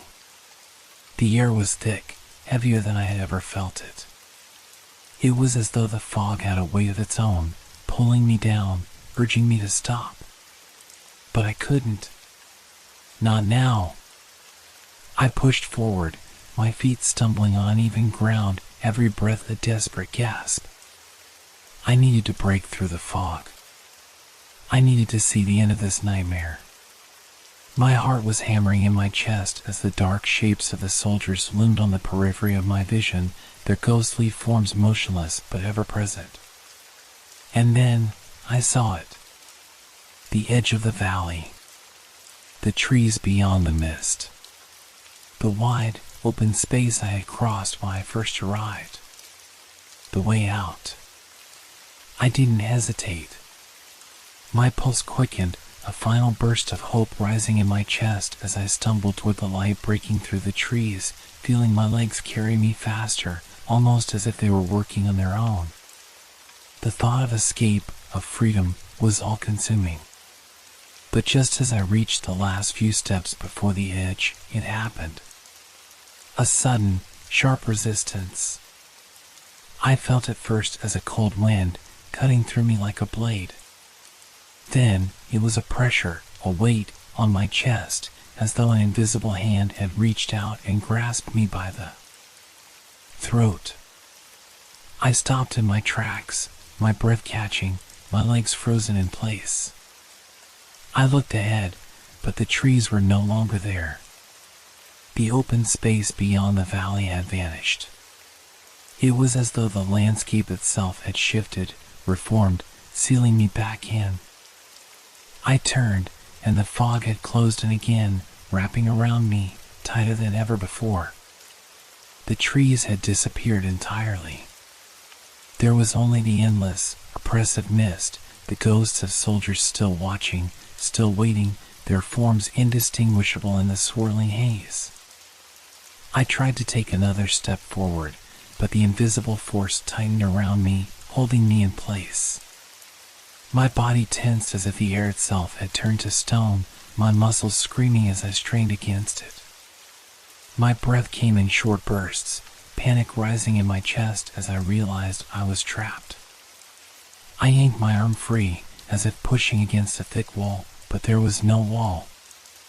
No tangible barrier. Just something that stretched out around me, keeping me tethered to this cursed place. No. I have to leave. I spun around, searching for an exit, for any crack in the oppressive mist. But the valley was shifting again, a maze of trees and fog that had no beginning and no end. The landscape felt like a prison, a place with no borders, no escape. And the soldiers, those still silent, were closer now. Their presence had grown more intense, more palpable, as though the very air was charged with their collective longing. I stumbled back, my heart racing, my mind spiraling into chaos. And then, the voice. You cannot leave. The words were cold, carried on the wind, and they seemed to reverberate inside my skull, rattling around like a distant drumbeat. I froze, my eyes darting around the mist, trying to locate the source. It wasn't the voice of one soldier, but all of them, every ghost in this place, their voices entwined, speaking in unison. You cannot leave until you have joined us. The realization hit me like a punch to the gut. The valley wasn't just a place. It wasn't just a cursed patch of land. It was a trap. A prison forged from the souls of men who had died, unwilling to let go of the world they had left behind. The soldiers weren't just haunting this valley, they were the valley. They were the landscape. They were everything here. I could feel them closing in on me, the oppressive weight of their presence growing stronger, pressing against my chest, suffocating me. I tried to take a deep breath, but the air was thick, heavy with something ancient, something I couldn't escape, no matter how far I ran. The valley was part of them. And I had become part of it too. I staggered backward, gasping, my body trembling with the sheer weight of it. This place, this cursed, twisted patch of land, wasn't just a holding ground for the dead. It was a place where time had broken. A place where the past and present were intertwined in ways that could never be undone. The soldiers were trapped in an endless loop, and I had stepped into it. I had become part of their curse. You cannot leave. The words repeated, louder now, and I realized with a sickening certainty that the valley had no intention of letting me go. I had tried to run, to escape, but the very land itself was against me. There was no way out, not without confronting them. Not without facing the ghosts who had roamed this valley for so long. I closed my eyes, my mind racing, desperate for some form of clarity. There was only one way forward now. I had to confront them. I had to understand what they wanted, what had kept them bound to this place for so long. Because as much as I hated to admit it, I knew there was no running. No escaping. Not until I had faced the truth of the soldier's past. I took a deep breath and turned around, facing the silent army that stood before me, their forms slowly coming into sharper focus. It's not over yet, but it would be soon. I had to make it right. I had to confront their endless march and end it. The soldiers stared back at me, their eyes, those empty, aching eyes, waiting. I could feel their desperation, their need for someone to understand, someone to set them free. And I would. Somehow. But not by running. This time, I would face them. And perhaps, in facing them, I could finally break the curse of the Phantom Valley. I could feel the cold, sharp weight of their gaze as I stood in the center of the valley, surrounded by the silent army of soldiers. The fog was thicker now, swirling like a living thing, and the air was filled with an oppressive stillness that pressed in on me from all sides. The soldiers, their forms frozen in place, their faces still obscured by the mist, seemed to wait, watching, but never moving. My breath came in shallow gasps, my body trembling with the weight of the realization that there was no escaping this place, not without confronting the source of it all.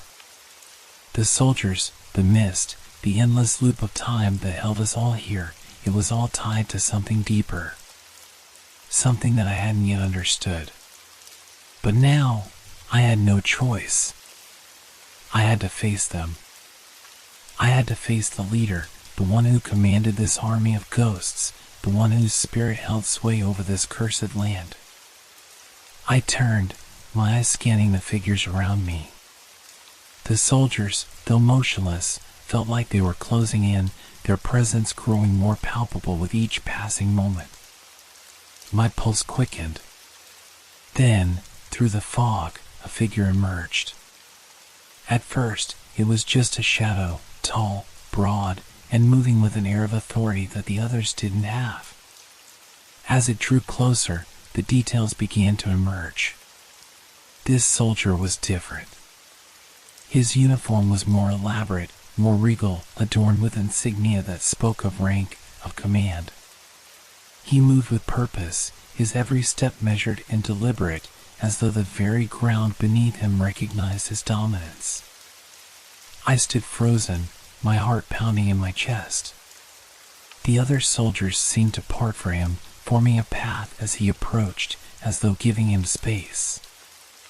I knew, without question, that this was the leader, the general, the officer who had commanded them all in life and now commanded them in death.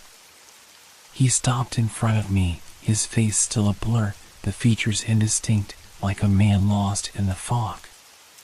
But there was something in his stance, in the way he stood, straight and proud, that made my blood run cold. He was different from the others. He wasn't just a soldier.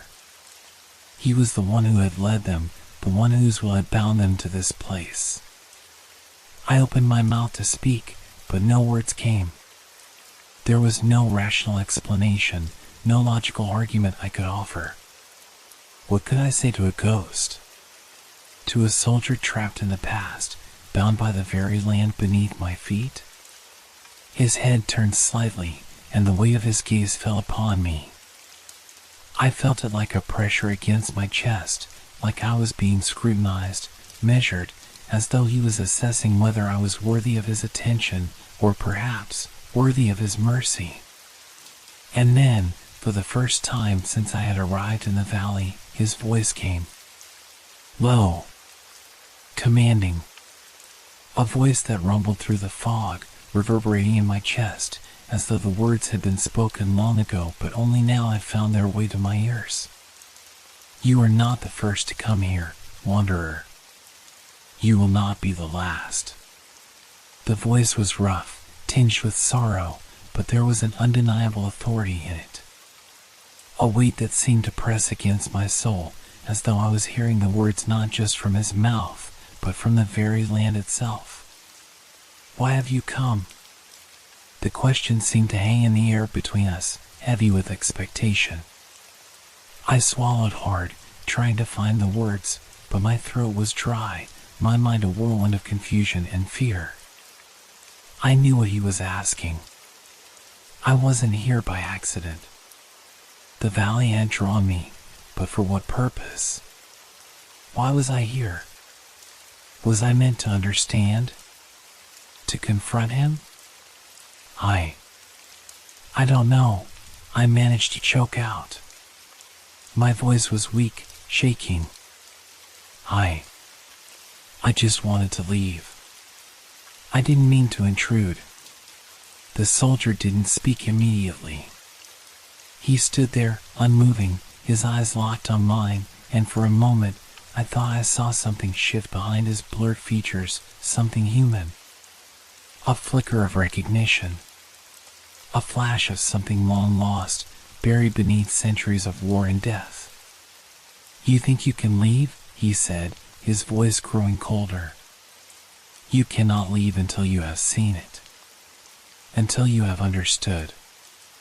I took a step back, my body instinctively wanting to retreat, to run from him. But there was no escaping now. The valley was a prison, and it was his to command. I could feel it in every inch of the air, in every thudding beat of my heart. The soldiers weren't just trapped in this place, they were part of it. Part of the curse. And so was I now. What do you want from me? I whispered, my voice barely audible over the pounding of my heart. He tilted his head slightly, as though considering my question, and then, with a slow, deliberate motion, he raised a hand. The gesture was so powerful, so full of command, that I felt my knees weaken, as if he were drawing all of my strength toward him. You are here because you must understand, he said, the words echoing in my mind. You must see what we saw. Feel what we felt. And then, you will be free. The silence that followed was thick with tension, and I could feel the soldiers around me moving, shifting, their eyes, empty but knowing, focused on me. They were all waiting for something. Waiting for me to understand, to accept, to join them in whatever eternal march they had been trapped in. I shuddered, the cold seeping into my bones, and looked up at the general once more. His form was clearer now, more solid, his face no longer a blur but a haunting mask of sorrow and determination. "You must see it," he repeated, his voice low and steady. "Feel the weight of the battle, the cost of the war. And then you will understand why we are here, why we cannot leave." I felt a chill run down my spine, and for the first time since I had arrived, I understood. This was not just a battle of the past. This was something else entirely. This was unfinished business. This was a story that had been left untold, a curse that had not been broken. And I was the key to it. Before I could say another word, the general's hand lowered, and the ground beneath my feet trembled. The air thickened once more, and I felt a pull, a deep, unseen force, drawing me closer to the center of the valley. To them. To the soldiers. I had no choice now. I had to see it. I had to understand. I took a deep breath and stepped forward, the weight of the ghosts all around me, pressing me onward. The final stand had begun. I stepped forward, my legs weak beneath me, as if the ground itself was trying to keep me from moving any farther. The fog had thickened even more, so dense that I could barely see my own hands in front of my face.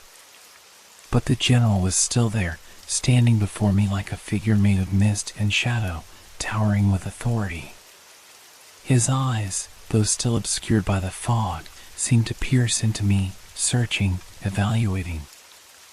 I could feel the weight of the valley around me, like a living thing, every whisper of wind, every echo, every tremor in the earth, it all seemed connected, all part of something much larger than I could ever have understood. And then, the voice came again, slow and measured. But this time, it was different. There was a sadness in it. A weariness. "You think you understand why we are here, don't you?" The general's voice rumbled, like thunder rolling through the mist.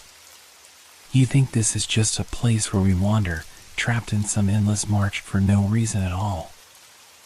I shook my head, unable to speak. The truth was, I had no idea why I was here. Why I was drawn to this place. Why the soldiers had appeared to me, why they hadn't just gone. All I had known was that I had to find a way out. That's all I had cared about. Escape. But now, everything felt different.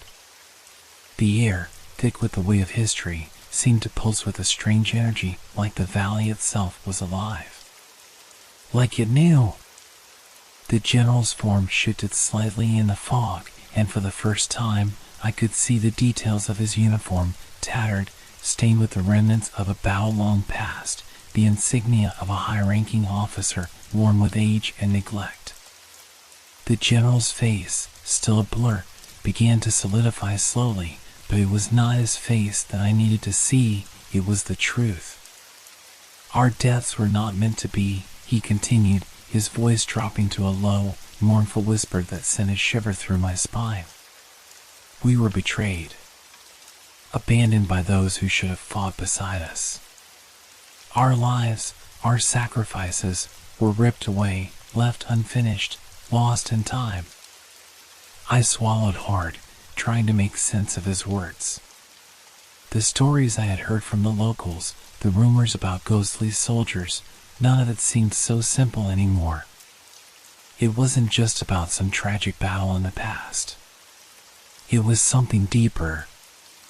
Something far darker. I took a cautious step closer, my voice trembling with uncertainty. "Betrayed?" I whispered, barely able to get the word out. "By whom?" The general's eyes, though still shadowed, seemed to glimmer with something like recognition. For a moment, his posture softened, his shoulders dropping as though the weight of his own history had become too much to bear. His voice, when it came, was quieter now, almost resigned. By those who turned away from their duty, he said, his words heavy with the sorrow of centuries. We fought for a cause we believed in, only to have it stripped from us at the moment of our greatest need. The war was lost, and so were we. Our deaths were not our own. We were slaughtered, abandoned, and left to roam the earth, caught in a battle that never truly ended. A cold chill ran through me, deeper than the valley's damp air, colder than the fear that had settled in my bones. I understood, in that moment, that this was not just a simple haunting. This was not some restless soul lost in the afterlife, seeking revenge. No, this was something much worse. A curse, bound by betrayal, by an unfinished purpose. These soldiers weren't wandering, they were stuck. The war was over, the general continued, his voice now growing bitter.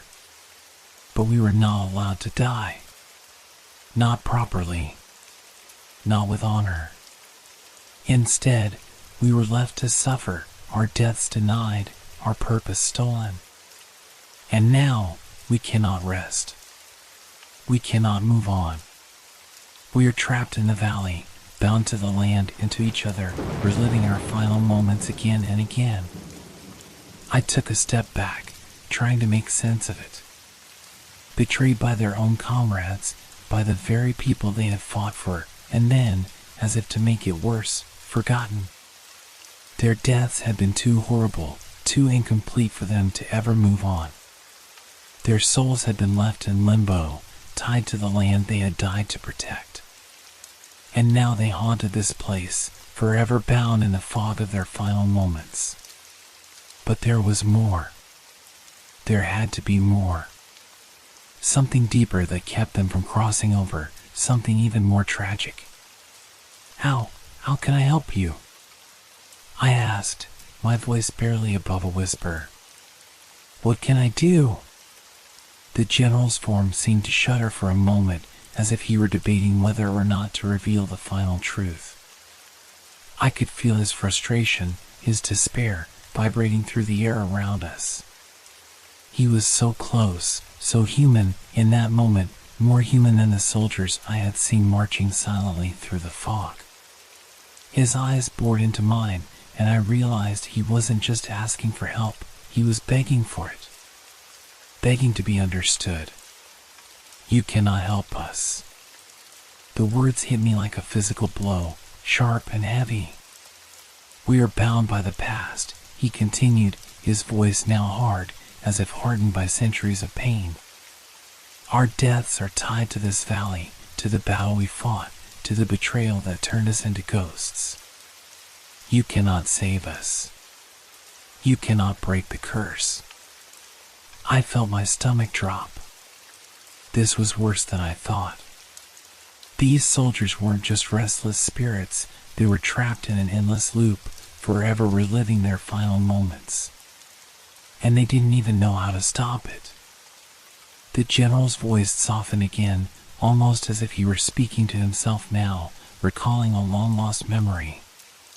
We were betrayed by the very ones we fought for, he said, his voice tinged with sorrow.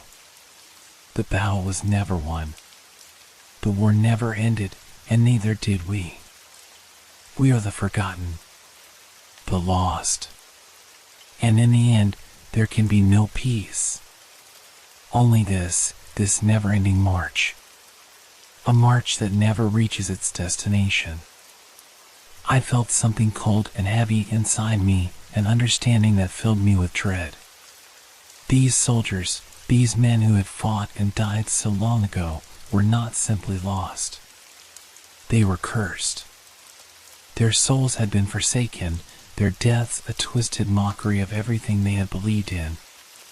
And now, they were doomed to walk this valley forever, restless, seeking an end that could never come.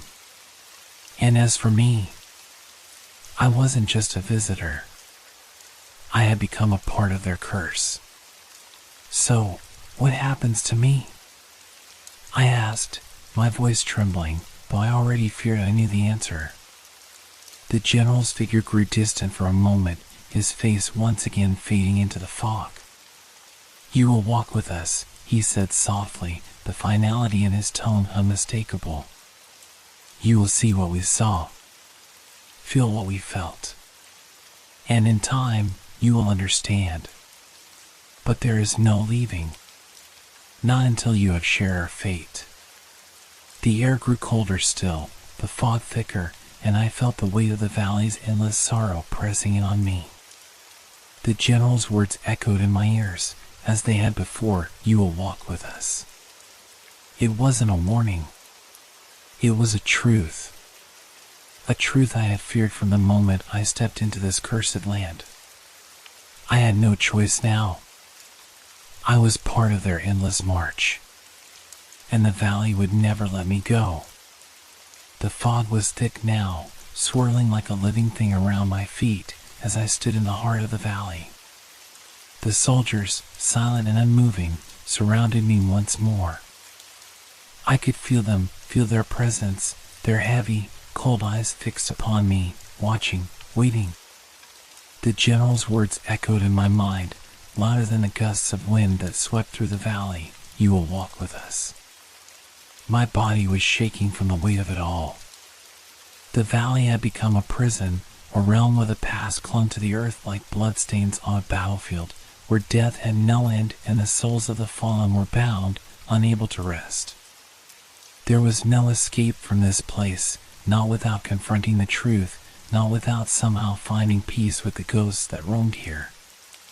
But how could I do that? How could I make peace with something so ancient, so tragic, so unforgiving? I had to try. I had to at least try. In the distance, I saw the general once more, his form barely visible through the fog, like a towering figure from a forgotten nightmare. I didn't want to face him again. I didn't want to hear the emptiness in his voice when he told me there was no way out. But I had no choice.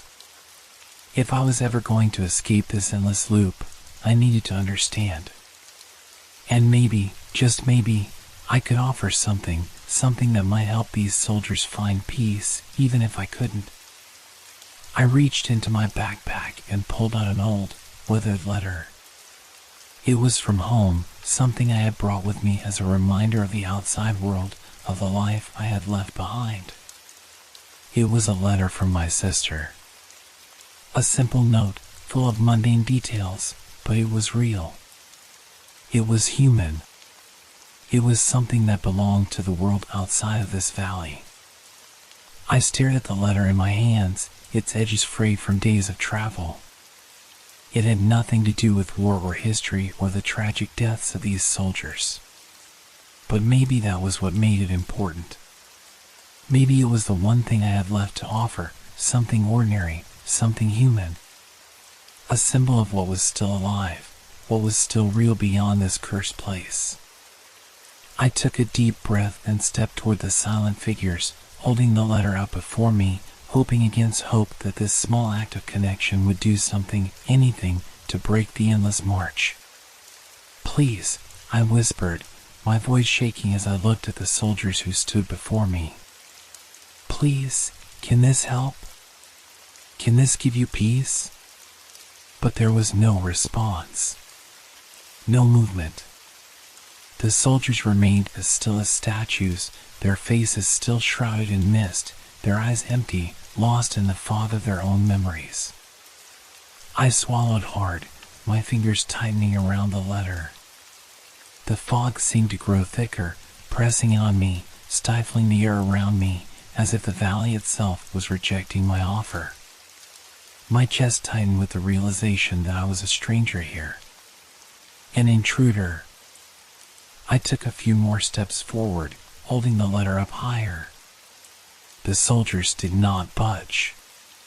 Not one moved. Not one acknowledged my gesture. They stood as silent as the graves that lay beneath their feet. The general's presence lingered just behind them, watching me from the edges of the fog, but even he didn't approach. He didn't speak. This was useless, I thought, the weight of it crashing down on me. I was no different from the others who had come before me. I was just another lost soul in the valley, offering the same futile gestures that would never reach them. I was offering a piece of the world they could never return to, a world they had already lost. "You cannot help us," the general's voice finally rumbled from the distance, soft but cold, like the wind sweeping through a desolate field. His words stung, not because they were harsh, but because they were true. I dropped my hand, letting the letter fall to my side, defeated. My heart sank, and I could feel the weight of my own helplessness settling over me. I had nothing to offer, nothing to break the curse, nothing to reach them.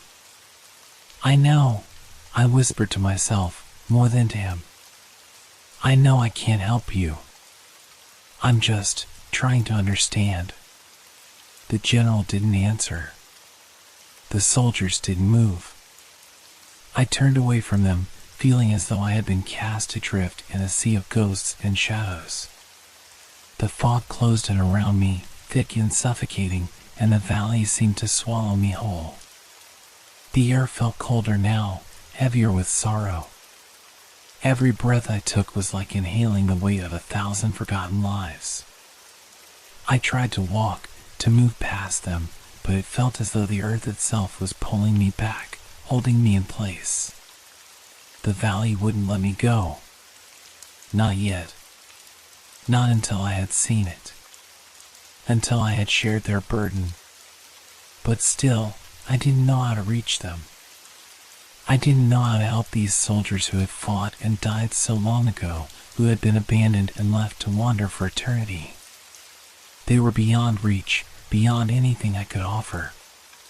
And as I stood there, alone in the fog, a deep sadness settled over me. The soldiers would never find peace. Not as long as they were trapped in the valley. And I had become part of their tragedy. A part of their endless march.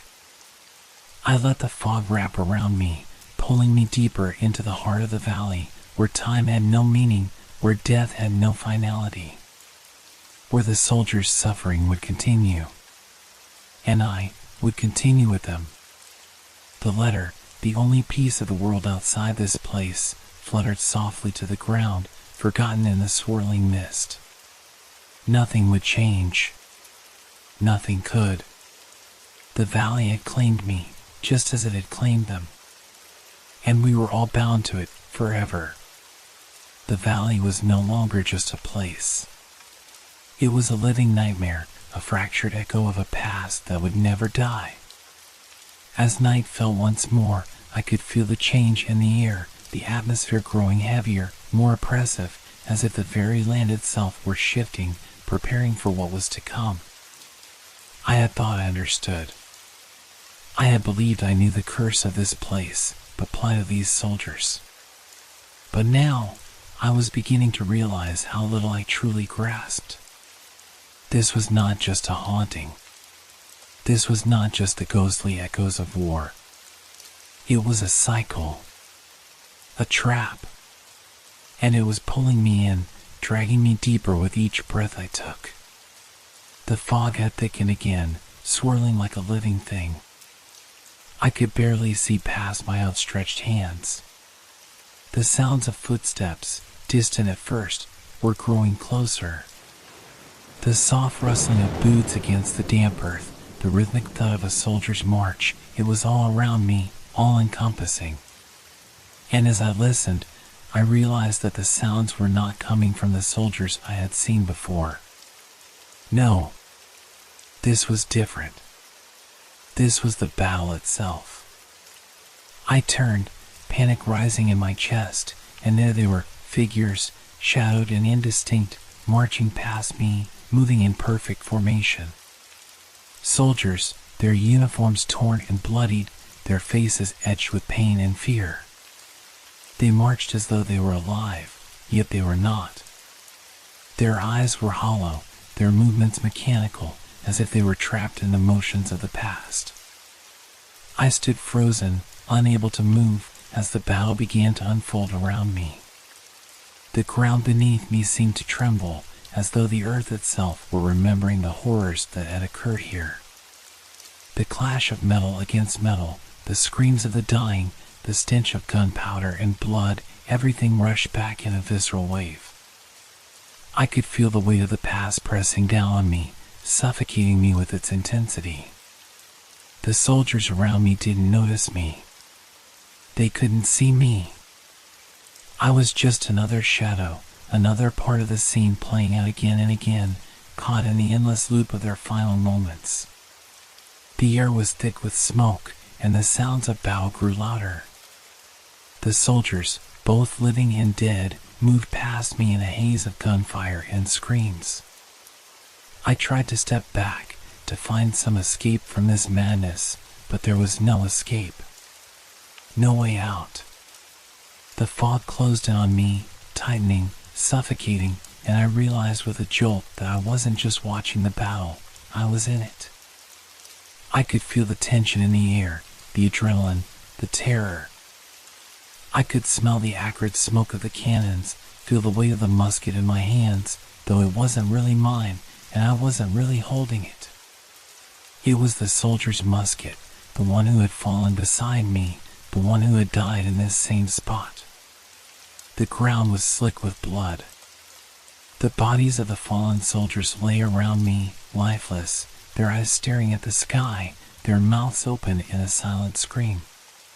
The sounds of war echoed in my ears, louder and louder, voices, gunfire, explosions, the cries of men who had fought for something they believed in, only to be betrayed and left to die.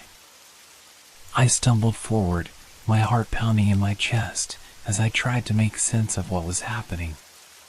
The soldiers around me didn't acknowledge me. They couldn't.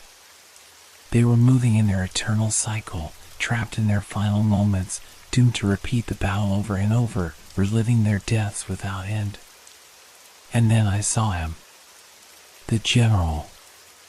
He was standing at the edge of the battle, his back to me, his head held high, as though he were overseeing the carnage. His uniform, torn and stained with blood, fluttered in the smoke-choked wind. He didn't move, didn't speak.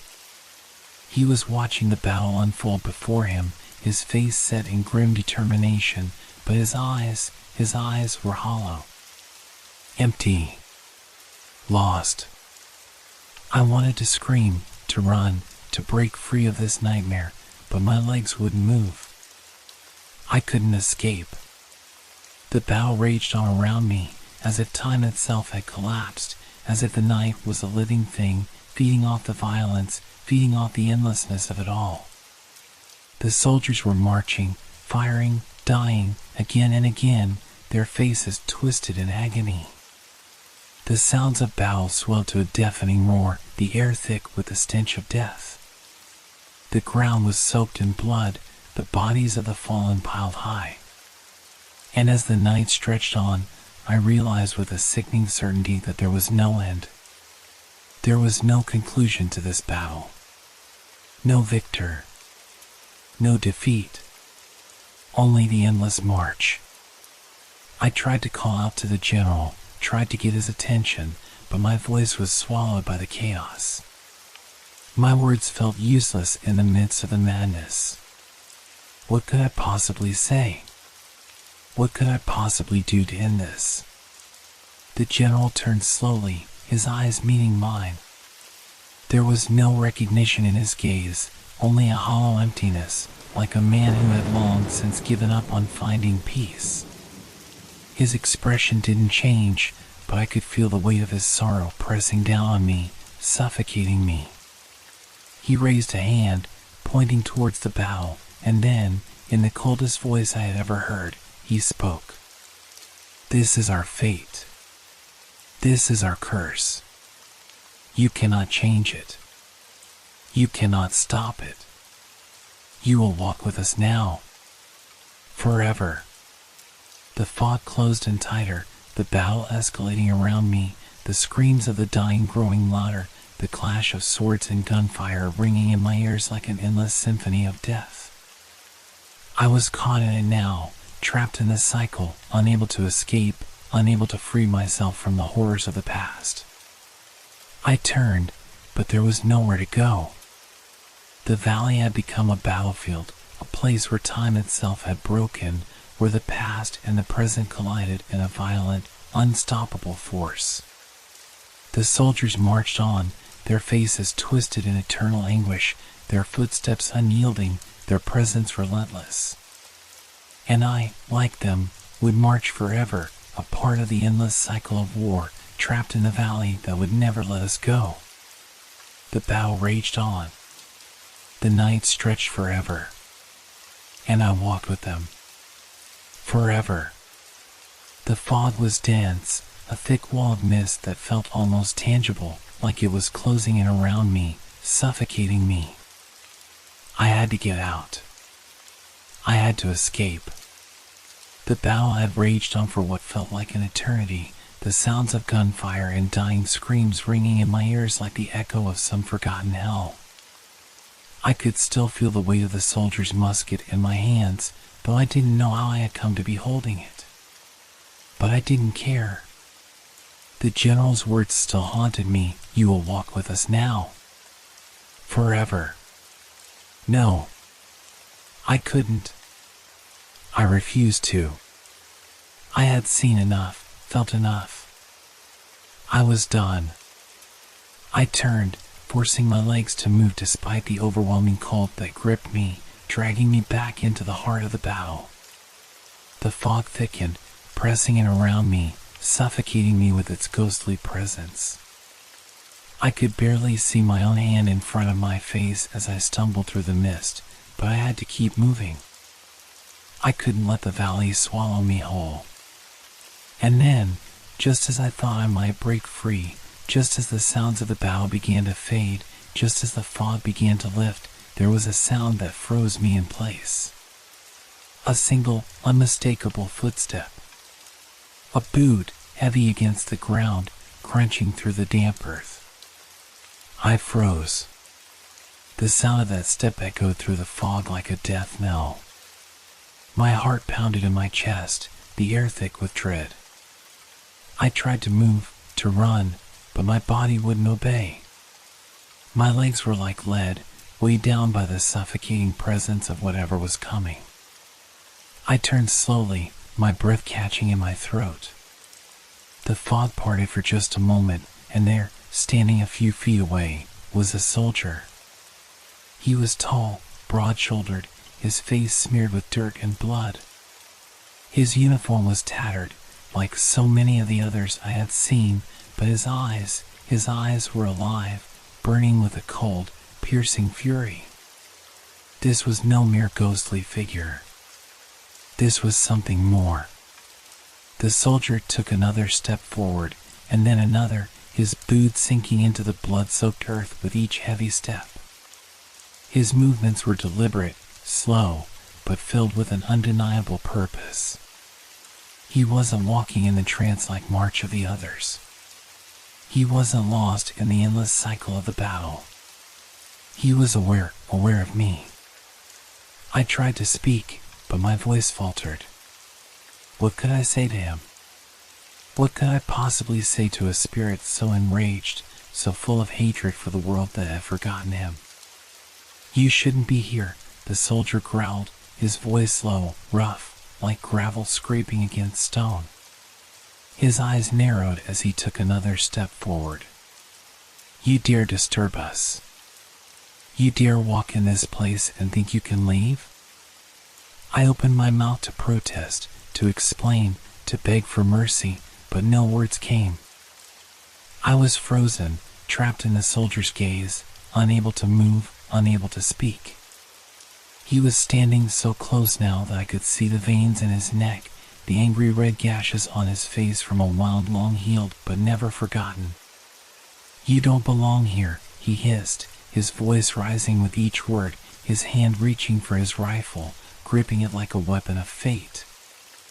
"You are just like the others. just like all the others who've come before you. You think you can leave, but you can't. Not after everything you've seen. Not after everything you've witnessed. You belong with us now. Before I could react, the soldier lunged forward, his rifle raised high. I barely had time to move before his body collided with mine, slamming me backward into the mud.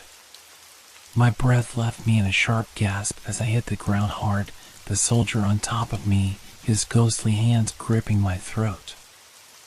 I could feel the icy cold of his touch, like death itself pressing down on me.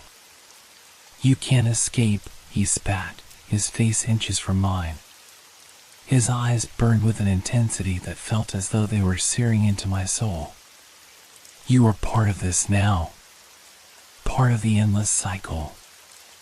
I struggled beneath him, gasping for air, my fingers clawing at his hands, but there was no strength in my movements.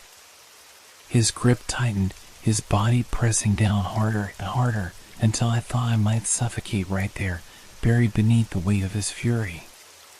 The sounds of battle seemed to close in around me, as if the valley itself was squeezing, urging me to join the war, to become a part of it. Just as the world began to fade, just as the darkness crept into the edges of my vision, I heard a voice that wasn't my own, but familiar in its desperation. Run. I didn't know where it came from. I didn't know if it was real or just another trick of the valley. But it was enough to break through the haze of terror clouding my mind. My body moved on instinct. I shoved the soldier off me with whatever strength I had left, rolling away from him as the world spun and swirled around me. The soldier's howl of fury rang out behind me as I staggered to my feet, gasping for air. I ran through the fog, through the smoke, through the endless sounds of the battle. The ground beneath me seemed to shift with each step, as if the earth itself was trying to pull me back, but I fought against it. I couldn't let this place win.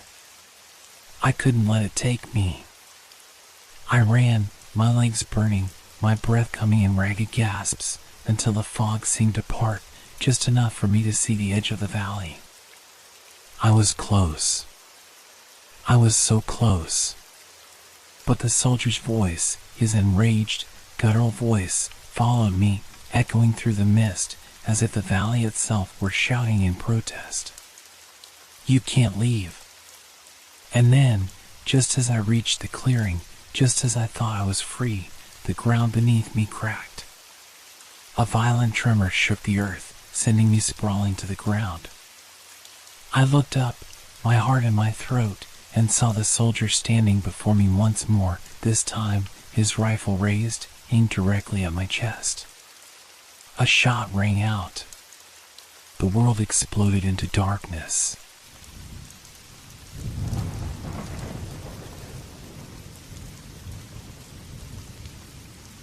Thank you for making our stories part of your relaxation time. We hope they brought you a sense of peace and transported you to a world of fantasy and mystery. If you enjoyed the stories, feel free to leave us a review. Your feedback inspires us and helps us make the content even better. Now, unwind to the calming sounds of rain and thunderstorms, which will continue to set a tranquil mood. Let these sounds carry you gently into the realm of dreams. Don't forget to like our page if you haven't yet. Wishing you a restful night's sleep. Relax, rest well, and good night.